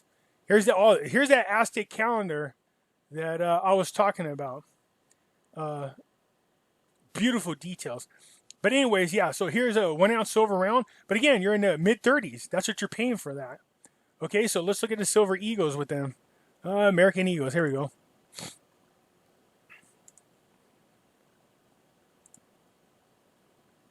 So obviously, the more you buy, the cheaper it is. So look at this, pre-sales are in the 30s. Pre-sales in the 30s. Unbelievable. They sound monster packs, but look at these. So you're looking at in the mid 30s to high 40s. You know what I mean? I haven't checked money metals recently. Let's take a peek. So again, they're in the mid 30s as well. So yeah, I mean, you have to pay a premium, man. There's money. They pay money for these as well. So yeah, everybody's up there. So, again, the best place to try first is your local coin dealer. You could probably get it a little bit cheaper without paying taxes from your local coin dealer, okay? Try there first. That's where I would try first. But yeah, so what you're saying is over there in Australia, KJC Bullion, you guys try there over in Australia. But what we see right now, what I just showed you, the demand for silver is so high. I do want to check something real quick with Money Metals because I also like 10-ounce bars, and I don't know where they are on those. Let's take a look. 10-ounce bars. Where are you guys at? Let's take a look. So good. They have some in there, and it doesn't look like there's any limits on them. So I need to pick up some of them bad boys myself, but not bad. So look at this. So you could buy them. So the more, if you buy a larger weight, then you pay cheaper. See how I was in the mid, about $35, $34 per ounce. Look here, you know, if you're paying 10 ounce, about $31 is what you're paying for these 10-ounce bars. That's something to consider. So $3.19, they seems pretty good. And I think that's about the same anywhere. So bars, silver bars by weight. Let's take a look at the 10-ounce bars. 10-ounce bars, so that Money Metals is $3.19. So there's a sale going on. A little bit of one over here at AntMix. So, you know, again, the 10-ounce bars, that's what you might consider when you're going to buy. Then if you don't want to buy the 1-ounce bars, then you have the money to do so, pick up the heavier weight. That's what I would do. It's cheaper that way. You finally see my face on the video. Yep, that's me. What will happen to our pensions or 401ks? Well, it depends. I mean, what are we talking about? A currency reset? I'm not sure it would affect it very much. Gold standard would not affect it very much. But if we have a bail-in, you can kiss them goodbye. That's with a bail-in.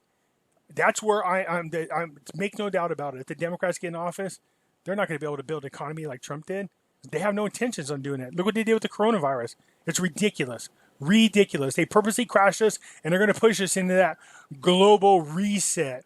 That socialist global reset is what they're trying to tell us because it helps minorities and the poor. They literally use that as their pitching point because they know when it comes to racism and wealth gaps that they've been pushing in your face for so long. It's such bullshit. Capitalism has brought more people out of poverty than any other system. And they want to take that away here, and people in the United States are stupid enough to go for that. So if we do a bail-in, and which the Democrats will do, you can kiss all that goodbye. So we'll see what happens. I have the same question. When we go to the gold standard, what will happen to the stock market? You know, I think, if anything, it will help support it. As long as, so again, the best way to say is, does your company, the assets that they hold, include gold and silver? We're seeing a lot of these larger companies buying gold and silver. So if you have stocks like in Tesla or in, you know, Apple, they're buying large amounts of gold and silver. So will they take a hit? I'm sure you'll see some kind of adjustment in there, but at least they're doing what they can to secure their positions.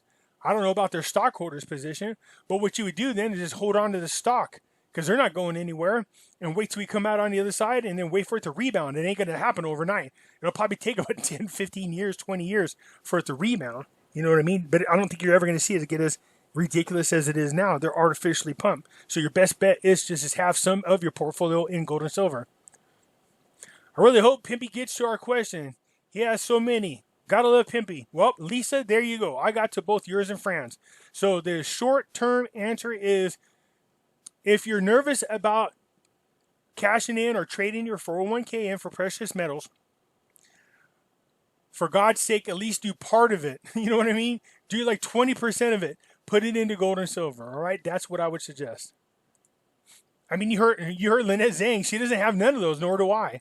We swapped them all for gold and silver. But that's what we did, okay? I have 23 ounces of silver. Good deal. 1/10 ounce of gold.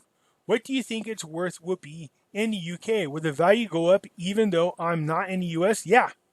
Spot price are generally an international figure. Yep. So whatever happens here happens everywhere. Because why would people would lose their mind? All of a sudden you find out that gold's $10,000 ounce in United States, but only, you know, $2,000 in another country. Woo, man, people would be going crazy trying to run over here. No, the markets all dictate one another. When I watch the market, I'll watch what happens overseas to see how it affects it here as well. What are the odds of gold and silver prices dropping significantly in the future, and when? Should I be holding off to buy until then or buy now? So hard to know what to do for as a newbie. Buy now. You're seeing them go up. Will there be a slide? There's going to be an adjustment, but I would not count on it. Every time I think we're going to see one, it doesn't. So I wouldn't if I was you. I would not hold off. The longer you hold off, the more you're going to pay. I mean, just in a couple of months, it's in the past 6 months, it's like almost doubled. I mean, so yeah, sweetie, you don't want to wait, in my opinion. That's just my opinion. You know, I can't technically tell you what to do. I can only share my opinion. My opinion is I would not wait. Okay? Question 2. So when gold and silver coins come, how do I store it? Not where, but how. It doesn't get damaged, tarnished, keep maximum value. Oh, okay, yeah. Oh, yes. Good question. Don't touch them with your hands, all right? Coin storage. I want capsules.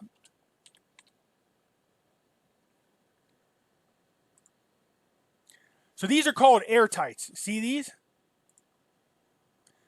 So you could buy airtight. See how you can hold them, your coins in there? I love how that shows you that. So what happens is, and that's what believe it or not, I have all my coins in airtights and then in a tube. What that does is it protects the coin. So you can hold it because it's got a plastic around it. So airtight squeezes the coin in there comfortably. You can always pop it off later on. But if you want to protect it for numismatic reasons, this is how I store all my coins. They're in airtights and then in a second tube. So if my kids want to look at them, they can look at them without touching the actual metal. So these are called airtights, and look how they're spelled. Air-Tite. Okay? So you got to make sure you get the ones that you keep your 1 ounce silver coins into. Now keep in mind, silver coins have different sizes. So you might want to look into it. I do believe the Canadian coin might be a little bit smaller but thicker than a US one. But for all those of you who are holding on to these American Eagles, then you want the airtights. Just get the airtights. It got the little ring to keep it from swishing around and scratching. So great question. That's where you could buy airtights. So where's a good place to buy airtights? I guess there's all kinds of places you could do it. Amazon has them right there with the black rings. There you go. So how many airtights? So 20 airtights for $13 on Amazon. I'll put this link in the description for you. So it depends on how many coins you're going to have. Nancy, I hope that helps you and anybody else looking to find out. Mikey, stop grabbing your damn coins. You know what I'm talking about. I talked to you. There's gold coins. Put them in airtights. Amy, what is the anticipated rate of what silver is supposed to go up to? Also matter if we get American Eagles or Walking Liberties. Well, American Eagles are a little bit less expensive. Walking Liberties, you can get some of those in what's called junk constitutional. You can get those a little bit cheaper. Unless you're buying the collectible version, so you got to be very careful.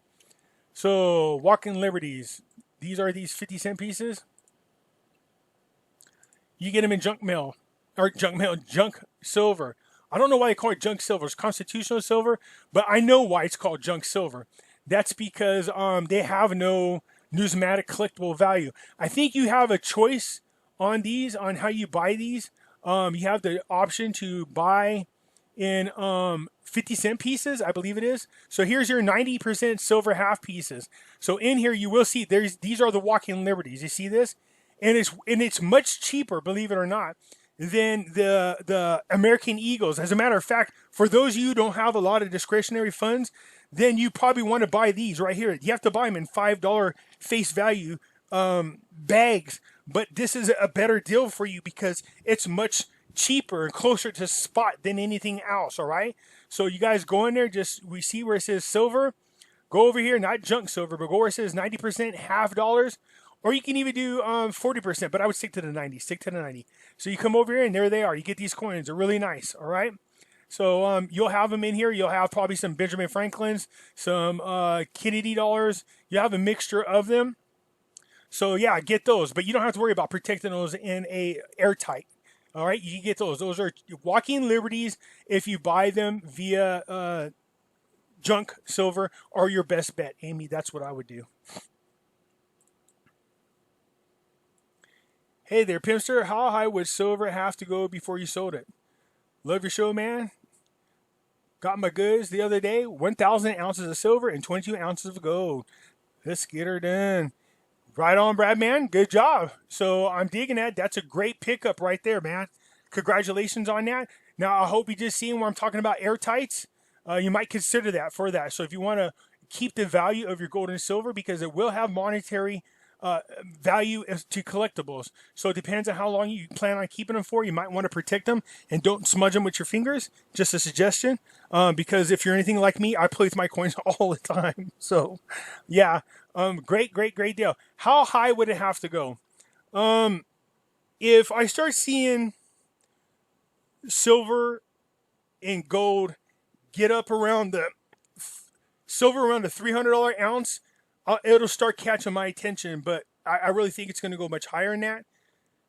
But if it got up there, there's no doubt about it. Oh man, that's a good question. Because me, I'm one of those people I'd probably never turn it in. But I guess it just depends on where I am financially in this world. Seriously, right now I'm good. I'm comfortable. I'm not struggling at all. So for me, I would be holding on to it. But make no doubt about it, if silver jumped up to $3,000 an ounce and gold jumped up to $10,000 an ounce, yeah, I'd probably cash a couple of those bad boys in and just retire. But for the most part, yeah, I still probably wouldn't cash it all in. You always want to hold some type of precious metals, but not just for yourself. If you got kids, you know what I mean? You got to, right now, I can't stress enough how important it is to start teaching children the importance of saving and budgeting their money and the value of precious metals. Let them see the coins. Man, all the families that I talk to, they've been having, and this is exciting for me. Back when I was growing up, we used to have to sit around a dinner table, have dinner together, talk about our day. But everybody's kind of gone away from that. People eat at different times. They don't sit and talk. But a lot of families have been getting together, playing with the coins, collecting them, going through them. There's people coin hunting together, looking for silver and coins. They're doing it with their kids. When the new coins come in, they sit at the table, they look at them, they talk about them. Man, I love that. That's what you should be doing. Use this opportunity. Start teaching kids about them. The coins look awesome, man. They're shiny. They look beautiful. Kids love them. They love to play with them. But if you're going to collect them numismatically, stop letting your kids touch the coins and put them in airtights first, and then they can touch the coins. So this way, if it scratches or does anything on the outside, it doesn't damage the coin. But, everybody knows the story I told about Monica and her kids. They are now up to 11 ounces, I just heard. And they always get the little coin set out, all of them out, and they put them on the table and they stare at them. They love them. They get excited about it. They enjoy adding to their collection. The more they add, the more they're determined. They're to the point now where they're pestering her to death about going out. She's like, it's too damn hot, man. I can't be going out. The kids don't care. They got little rosy cheeks and stuff from being out there. Poor kids, great. I'm killing them. They're dying of heat exhaustion. But yeah, use this time to start teaching your kid. You guys are stuck in quarantine anyways. This is a great time to do that. When the change happens, what will happen to pension funds? I'm with the Prudential and live off my fund to pay my bills. I'm in the UK, thanks. Again, Judy, there's many different things we're talking about here, so it just depends. The only thing that would hurt you is a bail-in or a stock crash. Those two things would hurt your pension. That's why it's very important that you grab some of that pension money and invest it to just protect yourself against a crash or a bail-in.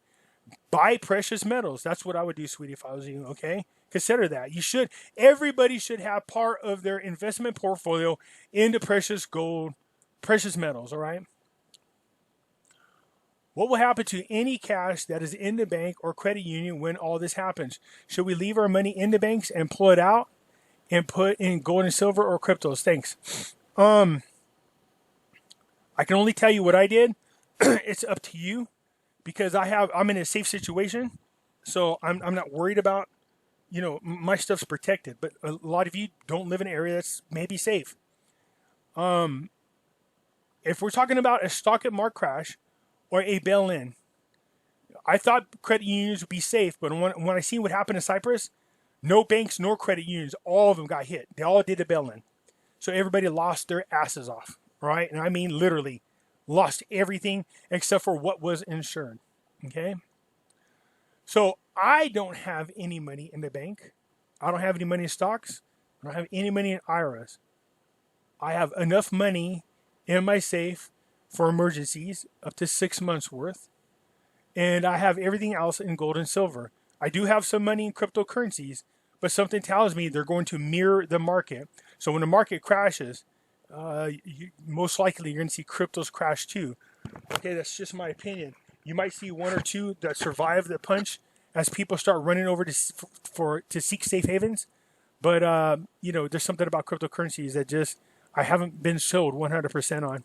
Okay, so I would take some of your money out at least, keep it in a safe, so that you have it in case you need it in your house, in case you need an emergency. Because if there's a bail-in or a crash, people are going to panic. They're going to run to the bank, just like they did in a Cypress video. And people had to wait in line, and they were limited to how much money they could take out, period. So you can imagine if you had to pay bills and you're only allowed X amount of money. It's just terrible. Is there somewhere we can find expected future amounts of gold and silver and crypto can be worth in the future? Or is there even something that is published to discuss? Well, for me, I watch the debt clock when it comes to gold and silver. I know cryptos are on there. I think there's a small window of opportunity for crypto holders, and we are in that window. I'm watching it closely. We are on what's called a 4-year cycle, and the 4-year cycle is swinging up and continues to swing up. And where it stops, I'm not sure, but I'm definitely keeping a close eye on this. Let me just refresh this real quick because I'm curious. So look, it went from 2048 to 2051. They're still climbing. $27 for silver right now. Wow, that's just unbelievable, man. It's going to continue to go up. Okay, so let's look at cryptocurrencies. Here we go, a quick look. They're still running up. Actually, Ethereum was up to $400. There was some correction a little bit, but they're still going up. There's nobody pumping and dumping. Usually you see one or two cryptos going up and another one going down, and then all of a sudden that one goes up. So all the market, you're starting to see some reds. You might see some type of corrections going on here pretty soon, but a small one, and then just turn around and go right back up. So definitely gold and silver is the smart investment and still going up. Wow. As newbies into investing, how do we know when to sell and where? Once you're ready to sell, most likely the people you buy it from will also buy it back. Okay? So I know Money Metals. I talked to Stefan. He said, look, we buy it back if you guys want to do that. That's their business. That's what they do. They buy and sell precious metals. That's what they do. So, any one of these companies will buy it back, to be quite honest with you. So look at these, any of these. I have AntMix on here, JM Bullion's on here. Money Metals is on here. I'm not sure if Golden State will, but Money Metals definitely, AntMix does. JM Bullion does. So any of these sites will do that because they have bigger fish that would love to jump all over those precious metals.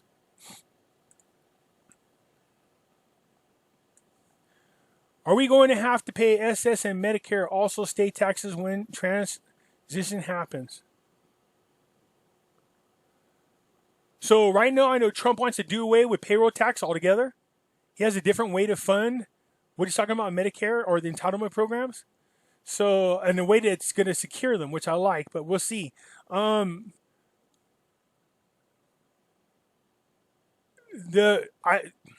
We're supposed to go to a flat tax and then only pay sales tax on items that are not considered necessities.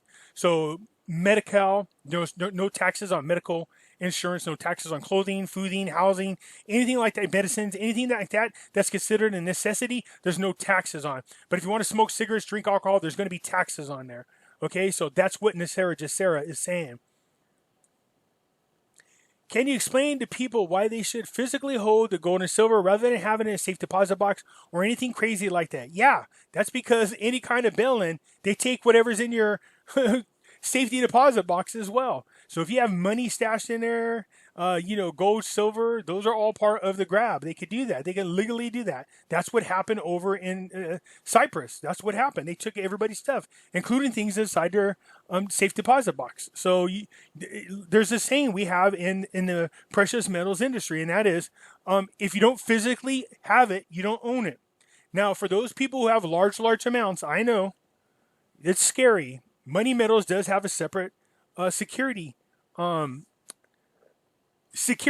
that they hold it in. Okay, so, but for the most part, it's the same. If you don't physically have it, you don't own it.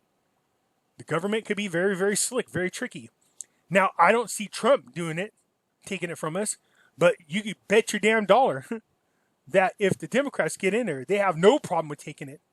No problem whatsoever. That's all part of a bigger plan, all right? So, Jonathan, you're definitely right. If you don't, you definitely want to hold it. Find a way to store it in your house. Don't tell nobody your business. Find a very safe and secure location. It's the smart thing to do. If the fiat currency is about to be valueless, should we hold off on selling back some silver for profit until after the RV? I'm concerned about needing the cash, some of it in before the RV, to pay for unexpected. I can hold out long enough. So, Beth, here's my thing. Obviously, when there's an emergency and you need it, by all means, then just go ahead and sell it because you need it. Don't struggle. Don't put yourself in a bad position.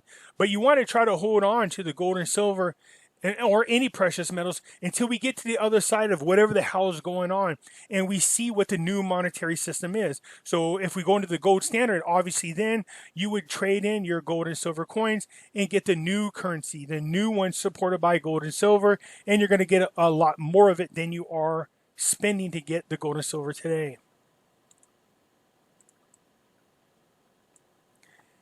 Can I purchase from Money Metals Exchange or any other bullion company?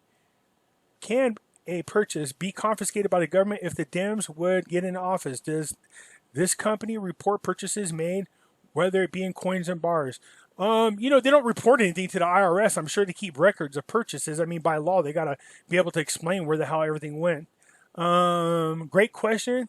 This was my question too, what happened during the gold rush? Okay, so again, the first thing you want to do is try to find a place locally if you can. A coin dealer, somebody close by that will allow you to pay cash and will give it to you. There's no records. There's no official paperwork.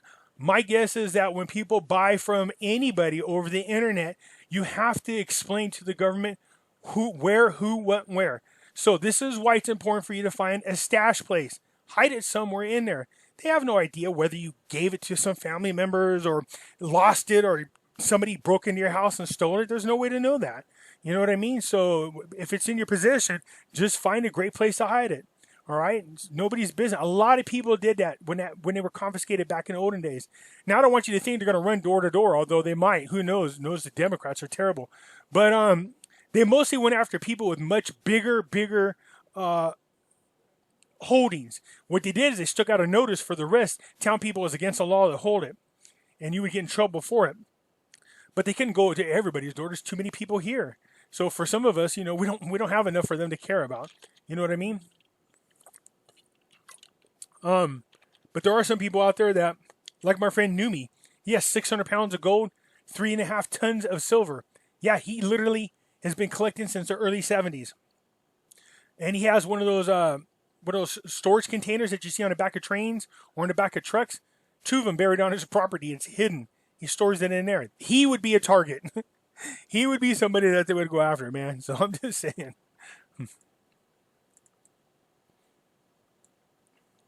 Hello, I'm so brand new to this, and I don't even understand how much I bought in terms of how much is this all worth. I bought pre-1965, 90% half dollars, 25 cents each. Is that right? It seems like a pretty good deal. So you bought pre-1965 half dollars, 25 cents each. That's... Oh, 25. $25 each. Let's take a look and see this. So...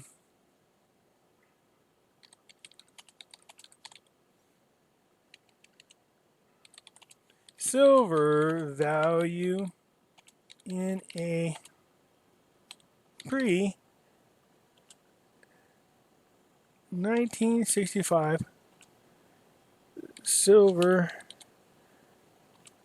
$half.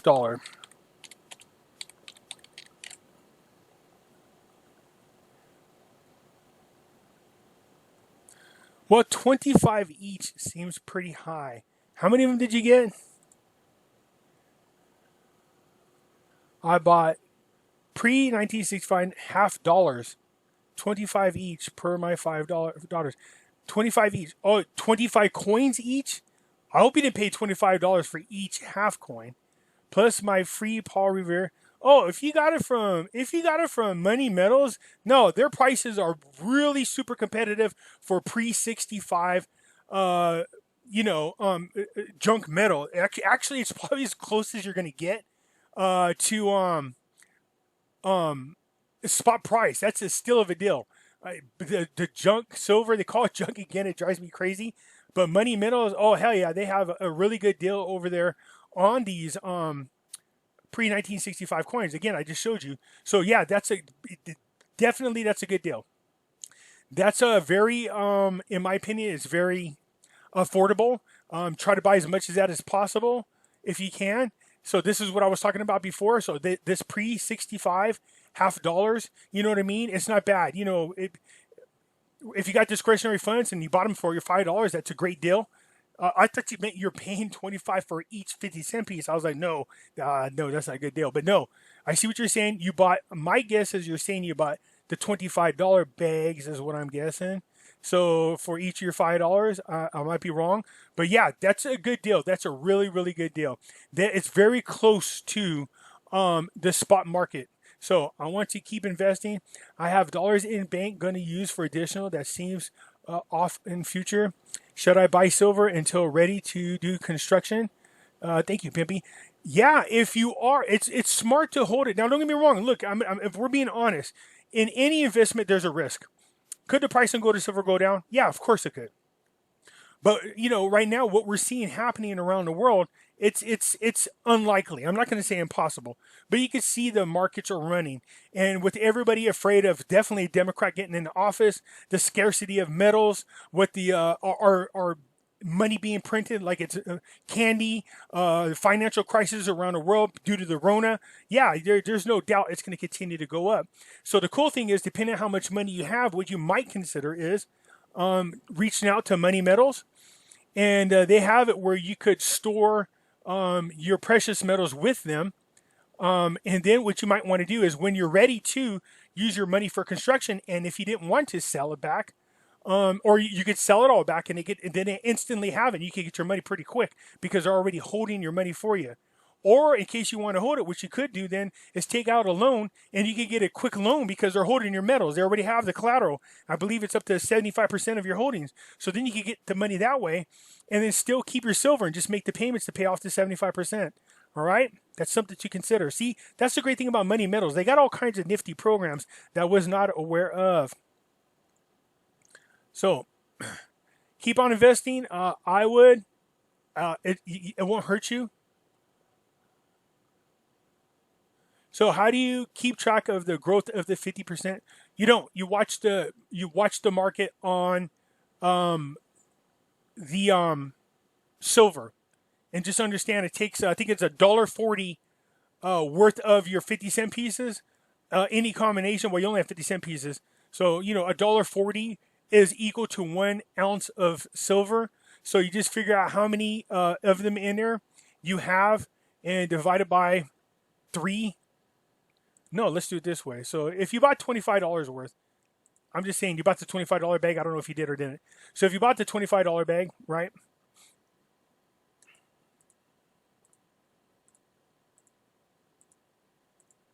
So you have somewhere about, say, a little over 17 and a half ounces. So what you do is, you know, you have 17 and a half ounces for each of the bags. 17 and a half times whatever the current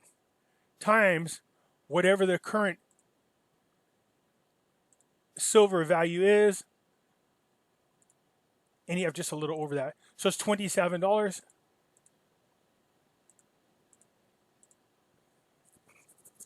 474 you would have in spot value. Okay? So I hope that makes sense. I hope I worked it out right. I guarantee if I did it wrong, I'm going to hear about it. Okay? So here we go. Where are you going on vacation, Pimpy? Well, God knows I need one. I plan on touring the world for about a year on a yacht. But I am going to go to Vegas real quick before I do that. And, either way, I'm going on the yacht. But but for the most part, Vegas is one place I want to go to. And Florida is another place I'm thinking about going to. What is the most you can order? Gold and silver. I live in Florida. Basically, what are the rules? There are no limits. How much money you got? I've had people with a couple $1 million go buy from Money Metals. So they have the ability to do it. Just give them a call and tell them what you want to do. Make sure you tell them Pimpy sent you so you can get the free silver, all right? Hope that answers your question.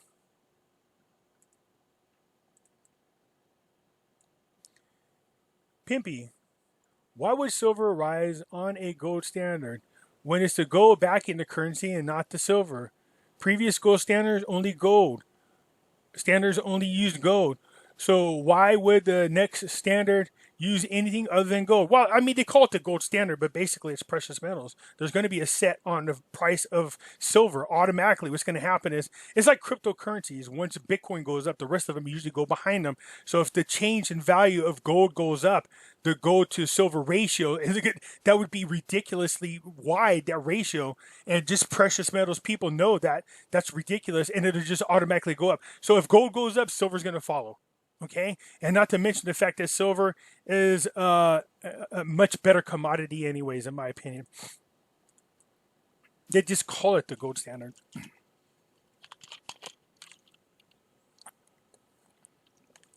I have money in my 401k that will be taxed if I cash it out. Do you think the 401ks are safe? No, in my opinion, I don't. That's just my opinion, and my opinion only, to the point where I got rid of mine. But you don't have to cash it out. You can actually transfer it over. So Beverly, on that, I showed everybody how you go to Money Metals. So go over there, watch that part of the video, and do that. Go over there, and it teaches you what you could do. So you might want part of, if you don't want to do all of your 401k because you're nervous. I understand that, but you should at least do part of it. This way, then you're safe. So go over to that section in Money Metals, and it will explain how you could do that. Real question this time. Were you asking me a fake one last time? What is up with Silver Majestic Mines, dude? I'm reading not so good reports for Q3 terms. That should go. They said going to be your last video. Never trust the write-ups about silver and gold. Let us know, please, dude. Got shares in that bad boy. So, of course, I mean, if they have a third quarter, it's due to the fact that the mines were probably shut down temporarily due to the Rona. But make no doubt about it, they're running. Let me look at my last. What is my last stock watch? I have them on here. I believe I have. They're on my stock watch portfolio. So let's take a quick look and see how they have been performing.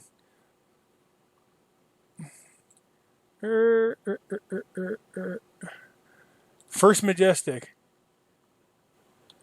Yeah, I mean, back when I first talked about it, was $7.53. It's up to 13. I wouldn't trust that. All right now, you might see some kind of correction happen right now in gold miners. There might be some kind of correction, only because when people see the stock market go up, they go, oh, and they leave the minor stocks and go back into the stock market. But I think that's a bad move. So buy on the dip. We'll know today because I have to do a stock watch video, and I'll let you know where they are, what's going on. But yeah, I wouldn't be surprised if you've seen some kind of drop a little bit in value, but don't invest into those emotionally. Just even if it is dropped, just hold on to them because they're going to shoot right back up. They're going to absolutely shoot back up. You see there's shortages everywhere. So yeah, right now they're going to use the Rona as an excuse for everything. Is there any way to actually know when all of this will really happen? Anything else to watch out for? Yeah, the truth of the matter is, we can only watch what's happening in the news, what's happening around the world, what we're seeing on the gold and silver demands. When you got people like JP Morgan and Goldman Sachs telling you don't buy gold and silver, but then they're turning around buying contracts galore. I mean, watch what they do, not what they say. I mean, there's people right now, leveraging their portfolios. They're moving on gold and silver, and it's making it real hard for the people around the world. Some governments are starting to limit their people's access to gold and silver. Some of them are forbidding it altogether. That should tell you what to look out for right there.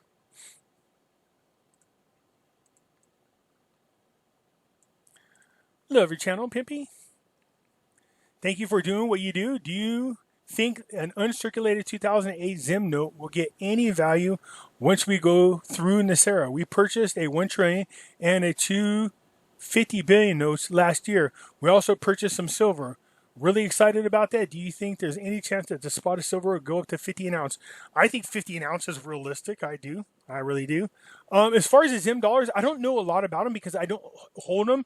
So anytime I come across any news that I think would benefit you guys, I share it with you. I did show an article in which they were showing that the ZIM dollar was on the Forex market and was redeemable, but some people said they were able to do it. Some people said they couldn't figure out how to do it. So I don't know what's going on with those notes. So here's what I tell people. Here's my answer to you. I would just hold on to them just in case. Don't do anything with them. Hold on to them and see what happens, just in case. But $50 an ounce, yeah, I mean, I think it's gonna reach that easily, and then some. How long can the comics continue to suppress the silver by trading paper contracts without validation of physical stockpiles? That's I don't know how they got away with it in the first place. But I don't know so much that they're trading as much as JP Morgan and them are holding down the values. Another guy named Bix keeps demonstrating that billions of ounces are being shorted with no confirmation of anything other than paper. 6 major banks short with no oversight. When will Trump put an end to this? And when this stops, Bix is calling for $1,000 silver. Your thoughts on this? Well, okay, so yeah, those 6 major banks, it's 4 at first, but I guess there's 6 now. So if that's the case, 6 banks continue shorting silver, but they're losing their asses off right now, and I mean in a hard way. So eventually what's going to happen is that the market is going to continue to dictate that they stop putting shorts, or else they're just going to go broke. You know what I mean? So we'll see. That's very interesting. I'm going to go ahead and I'm going to agree with Bix, but he's right. They continue to short silver without being able to cover it. What that does, it just crashes that. It's going to crash those banks if they don't do something about it. I'm sure they better have a backup plan. But make no doubt about it, they definitely are panicking. And it isn't just here in the United States. These banks do this in other countries. The comics, I believe, is overseas in the UK. I might be wrong. But nonetheless, they'll continue to get away with it. It's because it's part of the banking regulations. They're just criminals, man. They're hardened criminals. And I think that's what we're seeing Trump try to put it into with this whole crash into the Federal Reserve. This, in essence, will crash these other banks. Everybody's been getting notices from Bank of America. They don't know why, but it looks like Bank of America is getting ready to just be done. They're telling people get everything out of their safe deposit box. I've seen notices from multiple people with no explanation as to why. So I'd be a little freaked out about that if I was you. This could be signs of a bail-in. This could be signs of God knows what. But yeah, what Bix is saying, $1,000 for silver. Yeah, I mean, I just said 50 cents an ounce is very realistic, but it wouldn't be. Let me put it this way: if I woke up tomorrow and found out that silver is $1,000 an ounce, I wouldn't be shocked. I'd be happy and excited, but I wouldn't be shocked to be. Yeah, I knew it was going to be that. I knew it was. You know what I mean? So I knew that's what it was going to be. Or not that I knew, but it wouldn't be surprising to me, in other words, I should say. Not that I knew, but it wouldn't be surprising to me. Where is the best place to buy around Sydney? Well, Adriana, I just showed part of the video. Hopefully you're watching the whole thing, because a man put up a website on there, and I'll try to get it. But also in my description, there are places to buy over there in Australia. Let me see if I can pull it up real quick, because I think I have the link here. So over there in Australia, you have the Perth Mint, but I believe he has a different one. So I'm going to put the second one on there, because you guys need another option, because the Perth Mint obviously is running out. As silver goes up and continues to go up, what are the mechanisms behind the RV on gold and silver? And will a currency RV be predicated off the country's gold reserves and economy? Yeah, I mean, once we do a revaluation, it's going to be based on the assets that a country has. Make no doubt about it. That's why you're seeing a lot of countries trying to stock up on it as much as possible. They know it's happening. They know it's happening. I don't know if you ever seen the BRICS holdings. Let me see if I can find that for you.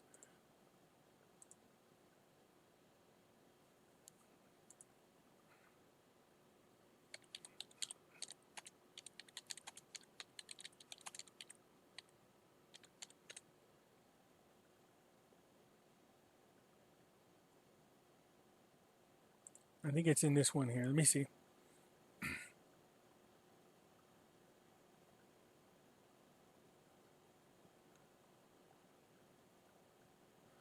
Sorry for the silence. I'm just looking in here. These are the BRICS nations I'm watching. And let me see. I'll pull the chart up this way. Let's do it this way. Images so you can see. So this would probably be the best graph to look at. So Russian central bank's reserves, look at them. The gold just continues to go up. Every year going up, up, up, up, up, up. You can see this. Now this is a little bit older. Look at all countries. Look at this. Shanghai gold, up, up, up, up, up, up, up, up. Russia, Shanghai. Where else are we talking about? China's. Look at this. 2012, boop, it continues to go up. So all nations are making a run for gold. What's that tell you? Do what they do, not what they say. Do you see what I'm saying? This one, BRICS Silk Road Holdings. Hold on.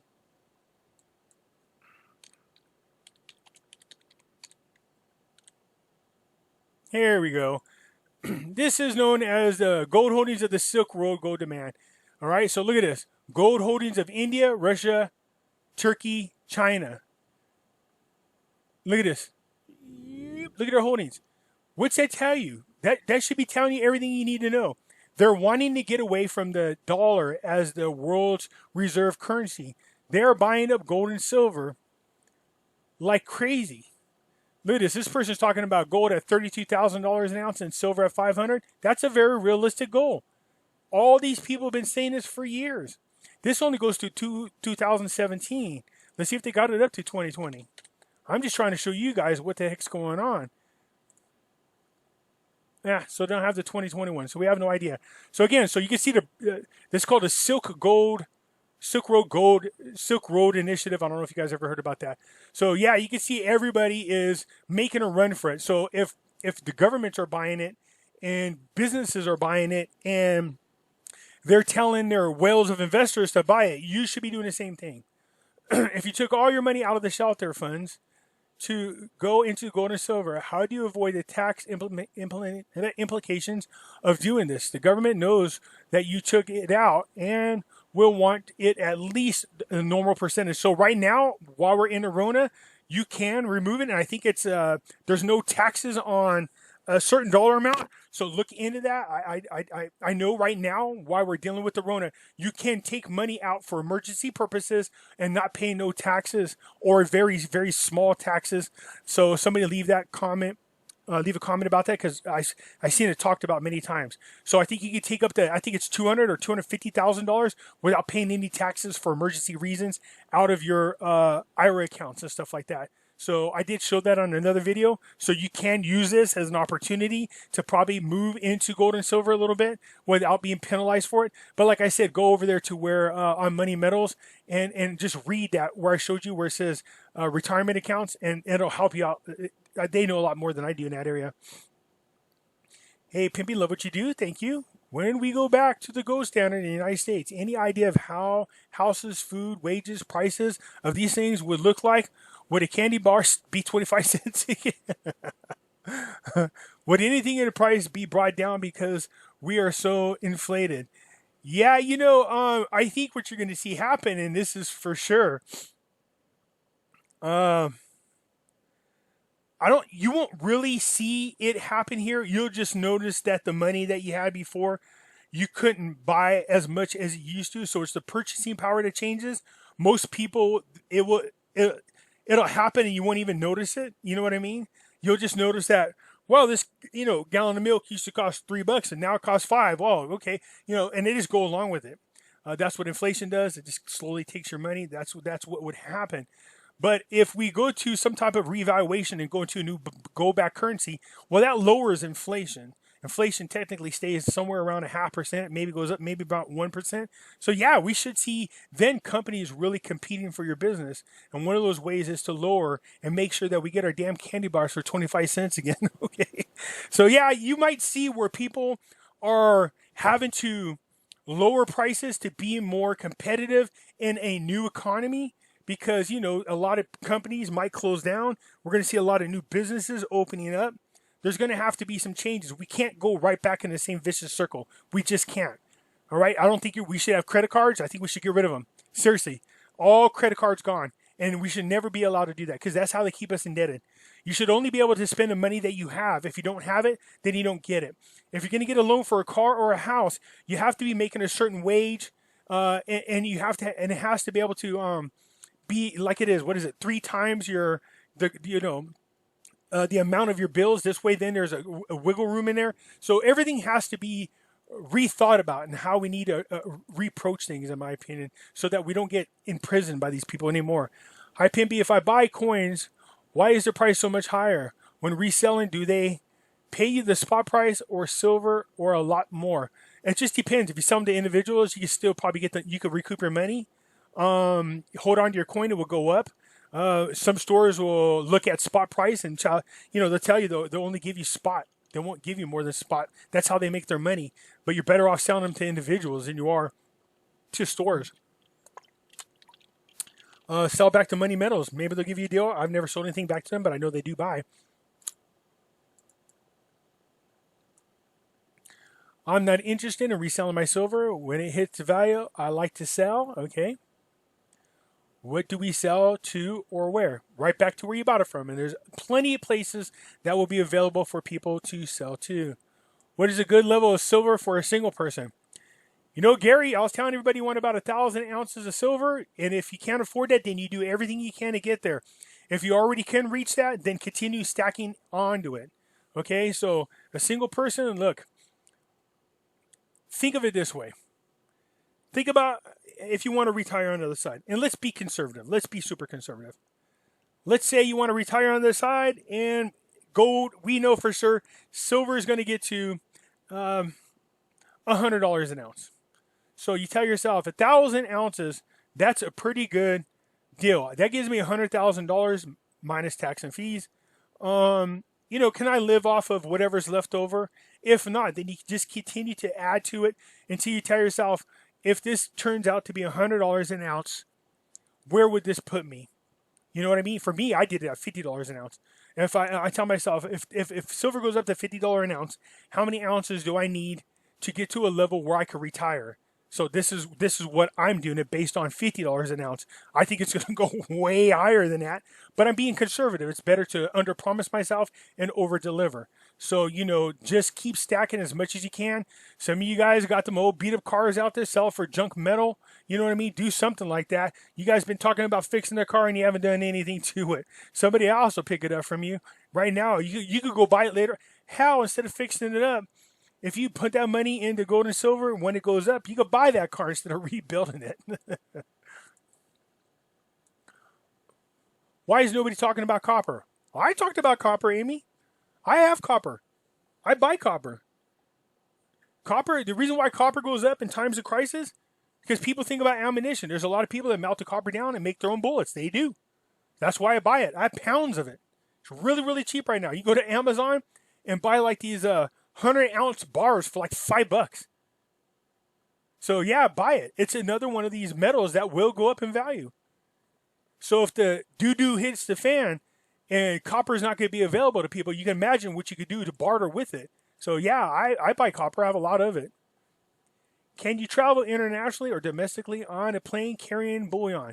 I think there is, but each country has a restriction, so you better make sure to look into that. I don't want to say yeah, and then all of a sudden you get busted. But yeah, because there's coin dealers that travel around, so absolutely. When do you think the shorts will end? Man, really, I don't know. They can't continue to manipulate the market. It's getting harder and harder for them to do that. But trust me, I'm watching it, Greg. When it happens, I will let the world know. What came out of your looking into Liz from the ITM and her saying that she was buying the wrong form of precious metals? Yeah, Marco, I did a video on that. And here's what I found out. Lynette Zhang. Yeah, so we were told that, we were all buying the wrong thing. And then I showed you a video where Lynette Zhang is telling us to buy those very things and that it was the right thing. So I don't know who that person is. I talked to her. She was supposed to send me something in an email. It sounded like a scam to me. I'm not saying that she was. I just don't know. It sounded like a scam to me. So I didn't trust it. So no, the videos of Lynette Zhang telling everybody. And then even on the ITM website, they sell the same types of coins that this lady was telling us that we were investing in wrong. That doesn't make sense. Lynette Zhang doesn't seem like the kind of person that would sell a product that was wrong for them to invest in, saying that, oh, only thing that's safe is pre-1933 gold coins, but then selling newer coins. I just don't see that happening. So that's what happened. I just said, nah, I don't think that's real. It says BS. Or they were telling us that the silver is only worth $1.50 an ounce. That's what they were trying to tell us. No, it's not. When Lynette Zhang's sitting there telling you that, look, it's going to be worth this. No, because they're trying to use Lynette Zhang's name to drop on us, whoever these people were. They're saying, hey, I work with Lynette Zhang. That's what they were trying to tell us. And they know I'm a huge fan of Lynette. And no. Can I sell precious metals on your site? I don't have a site, so it'll be kind of hard to do that. Or if you're talking about money metals, then yes, you can. Can you run through scenarios between the bail-in and gold and silver and the USA being taken out of the IMF currency basket, gold, silver, how other undervalued currencies like the dinar and dong? I actually did one of those videos, but I'll do another one and tie it all together because I did them in piecemeals. So I'll do that. I'll do another video.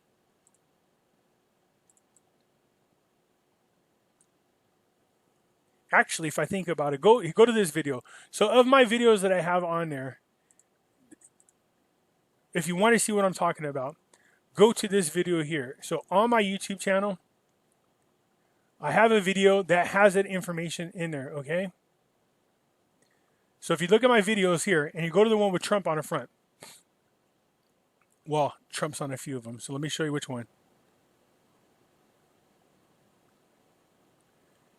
This one right here. See this? NESARA, GESARA, dinar, dong, gold, and silver revaluation. So this is the one you want right here. So what I'll do is, let me put this here. So this one right here, see this? NESARA, GESARA. This is on here. Dinar, gold, silver revaluing. Is this the wealth transfer coming? So this one right here, okay? So go to that one. I will leave a link in the description so you guys can come back and check it out, okay? It covers all those things. I think a lot of people don't understand that the premiums and the spread between the spot price and the purchase price per ounce, and especially how that affects you when you go to sell. Thanks, Pimpster. Yeah, again, you guys, look, they have taxes, they have premiums, you know what I mean? Because the companies have to make their, they have to make a profit. This is what they do for a business. So yeah, you're going to pay a little more than you would over spot. That's why I'm saying it's really hard to go out and find spot. Every now and then, one of these companies will say, we have a sale at spot. Then you jump all over it, is what you do. Okay, and people like Ant Mix, and I'm sure Money Metals, I don't want to put my foot in my mouth, have had sales before in the past where they're selling silver at spot. That means that whatever the market price is, you could buy it at there. But, again, that doesn't happen very often. That's why you should go to your local coin dealers, and they'll have it there for you. Would you still be a good investment? Would it still be a good investment if we ended up not going back to the gold currency and instead went to Ripple backed? Ripple backed? No, because Ripple is no different than a fiat currency. There's nothing that is, that supports it at all. Ripple is just like a fiat currency. There's nothing there besides supply and demand in the market. So no, that would not be a good move. I have a question on dinar. Not sure where else to put it, so I'll leave it here. Warcastles 5 YouTube. At the very end of it, Russell Gold talks about the dinar being a scam. Thinks that the Bush family, is this true? Thanks to the Bush family, is this true? What do we know? Well, Russell Gold's a fake. He's a fraud. So, again, I know who he is. He just happens to have been working with a friend of mine. And so I never wanted to say anything against this guy because it was out of the respect I had for my friend, which is Robert Horton on there. But, I'm past the niceness. Russell Gold's a scammer. I mean, he promised to do something for me, some work, and I paid him $1,300 damn dollars, and he took the money and never did the work. You know, you could research this guy, his own family, trying to get him, you know, put into the loony bin. You know what I mean? So all this information is out there. So I wouldn't trust anything this guy is saying. As a matter of fact, that's why him and Horton don't talk no more. Horton did all this work with them, and when he tried to get this guy validated, he didn't want to get validated. It's when Horton started questioning the validity of this guy and realized that this guy might be afraid of fake and backed off of him, and then the guy attacked him. So, you know, what's that tell you? It was a good idea to collect coins in, or good idea to collect coins in and trade in for coins that have silver. Oh, okay, so your collectible coins. So I have a huge coin collection, and no, I mean, I'm really partial to those. Sorry. I have baseball cards and other cards that I'm trading in. I mean, you know, but my coin collection, I've worked very hard to get it. You know, there is another part of me where I have extras. So the extras, actually, I think I've been kind of teetering back and forth on. So the extra coins I might get rid of because I can re-get them back on the other side with a, you know, probably cheaper. But yeah, I don't know. That would be your decision there. That's a tough one for me because I've been collecting for a long time. ITM is stating that all bullions, except for collector's gold, can be confiscated by the government. Is this true? Yes, that could be possible. If Trump's in office, I find it impossible because this guy's trying to transfer the wealth over to us. But here's what I want to make the point. It's not just gold and silver. Just about government in general. They're the government. They'll do whatever they want unless we stop them. That's what the Second Amendment's for. You should be very weary about the fact they're trying to take our guns. Because once they have our guns, there's no stopping this government. And if you've learned nothing over these past 3 years, these people they care less about their citizens. They can give a damn about you at all. All they care about is getting into power, and they're panicking because they lost that grab, and there's a bigger world agenda happening, and it was supposed to happen, and Trump is destroying that. Okay, but he needs another 4 years. So if Trump is out of office, oh, don't be surprised that these people don't come after us. Don't be surprised at all. Not only would they come after us for gold and silver, but all of your money. They're trying to put you into a digital currency so they could control your money. So if you mouth off to them or protest against them, guess what? Beep, just like they do in China. They are literally, the Democrats are trying to make us like China over here, a socialist country. That's why they train Black Lives Matter to be Marxist, because they know they're pushing this agenda. So yeah, it depends on who is in control. I bought at a coin dealer, silver and gold, quite a bit. When I moved out of the country to Germany, how can I transport all of it? I don't want them to take it away at the airport. Maybe try mailing it to yourself. You know what I mean? Make sure you packet them up really well. Send them over in small packages. Mail it to wherever you're going. Is what I would try to do. Or have a trusted family member. Once you get to the other side, mail it to you is what I would do. Absolutely. But I would do them in smaller packages. It just depends on how much you have. If you got like a damn truck full, oh man, that's different.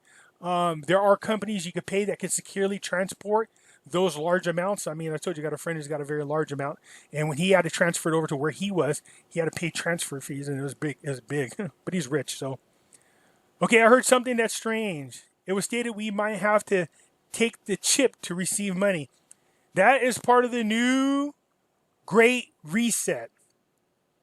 That's what we want to avoid. That's not NESARA, GESARA. That's separate. That's called the Great Reset. They're talking about making us all carry phones with an app so they could track us. Hey, Pimpy, I've been following you for a couple of months now. I would like to thank you for your services in the community. I appreciate all the time you have invested in researching these subjects. You are very welcome. I'm also one of your largest buyers in MMX. I love them. They are fantastic people and give great services. Being a small family-owned business myself makes me appreciate them more. Yeah, same here. I love that kind of thing. I love supporting our local family businesses. Not that I'm local to them, but when I found out they were family-ran business, I'm very good. I'm very happy to work with them, and I'm glad that you are putting this on here so they could see that for themselves. A lot of you have nothing but great things to say about MMX, and I'm very, very proud to be working with them. I have enough gold and silver. I want to buy palladium and platinum. Can you talk about these prices after reset? Will platinum go back to being higher than gold? Also, I'm going to buy 2 bars of rhodium. Oh, good Lord, you got money. So I wish I would have known about rhodium. So when it comes to precious metals, platinum, palladium, and rhodium really are dictated by what's going on in the market. So gold and silver goes up when the market's bad. Rhodium, palladium, and platinum tend to go down when the market's bad. When the market's good, that's because these are used for industrial reasons. They're put into cars and stuff like that. So if the market is poor, that means people have less money to spend on goods. So palladium, platinum, and rhodium tend to go down in value when gold and silver goes up. So yeah, I'll do a video, see if I can explain it better. All right, I'll do that. Man, I would love to have a rhodium bar. Good Lord. I'll be happy with 1 damn ounce of rhodium. I'll take a gram of rhodium. Jeez.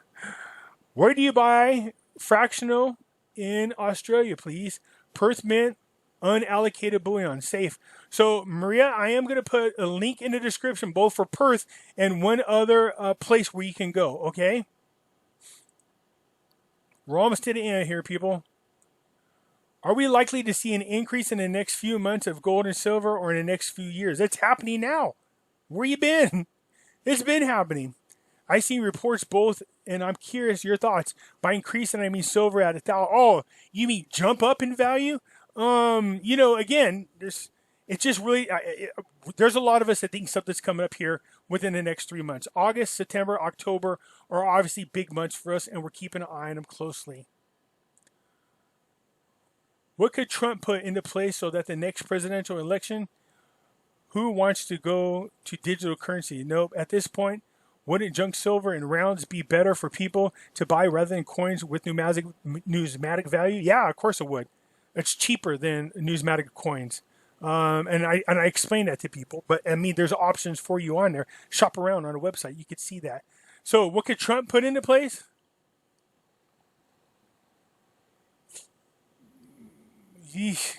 I don't know. I have to imagine that everything we're thinking about, Trump and his team have already thought about, and then some things we didn't even think about. So this is just going to be a crazy election year. We can't allow them to force us into mail-in ballots. 1,000 ounces, I have 300, and it cost me 7,500. 22.5K is way beyond me, Jeremy. So here's the thing. Look, 300 is a damn good chunk of silver right there. You can't be discouraged with that. I'm just saying try to do all you can to get there. And I've made plenty of suggestions on how we could do that, all right? So don't give up. Just keep trying. Add a little at a time. Thanks, Pimpy, for your wonderful insight and knowledge. Wanted to promote Jaggers in Sydney. So there you go, people. Talking about in Sydney's where to go. Jaggers. So let me look at that. Jaggers. Let me see if I can find it.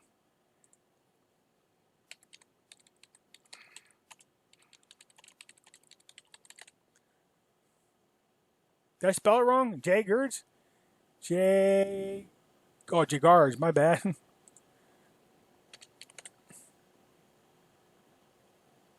I think that's what I meant. So here they are. This company is in Sydney. So what I'm going to do then is I'm going to go ahead and leave the link down here. I love these coins, man. Oh my God. I don't want to see this, gosh dang it. I want this one right here, man. Cuckoo pearls are beautiful coins. I gotta get off this website. So I'll leave this link for you guys. All right, so you could go in there. So there is. Thank you for that because people are asking. Perth Mint kangaroos and cuckoo pearls look amazing. Yeah, see, you just brought that up again. They're beautiful, beautiful coins. I know I shouldn't be doing this. These cuckoo pearls are beautiful coins. You guys got to see them in real life. The designs on them are phenomenal. They are absolutely stunning coins, man. So, and what else they got over here? They got some 10-ounce bars. All right, so for you people over in Australia, there you go. I will leave this link there so you guys can get caught up. Love to catch up if you end up traveling to Australia. Yeah, heck yeah, I'm down for a couple of cold ones. I definitely want to go there. That's another place on my place to go. Whoa, what do you know? We're at the end. So that's it, people. I said I would answer all your questions. I didn't realize you're going to hit me with 7 billion of them, okay? All right, you guys, so that's it for now. If you liked the video, hit the thumbs up button. If you're not a subscriber, please do so, because when you do, it helps out the channel, and I surely do appreciate it. And now I'll catch you later.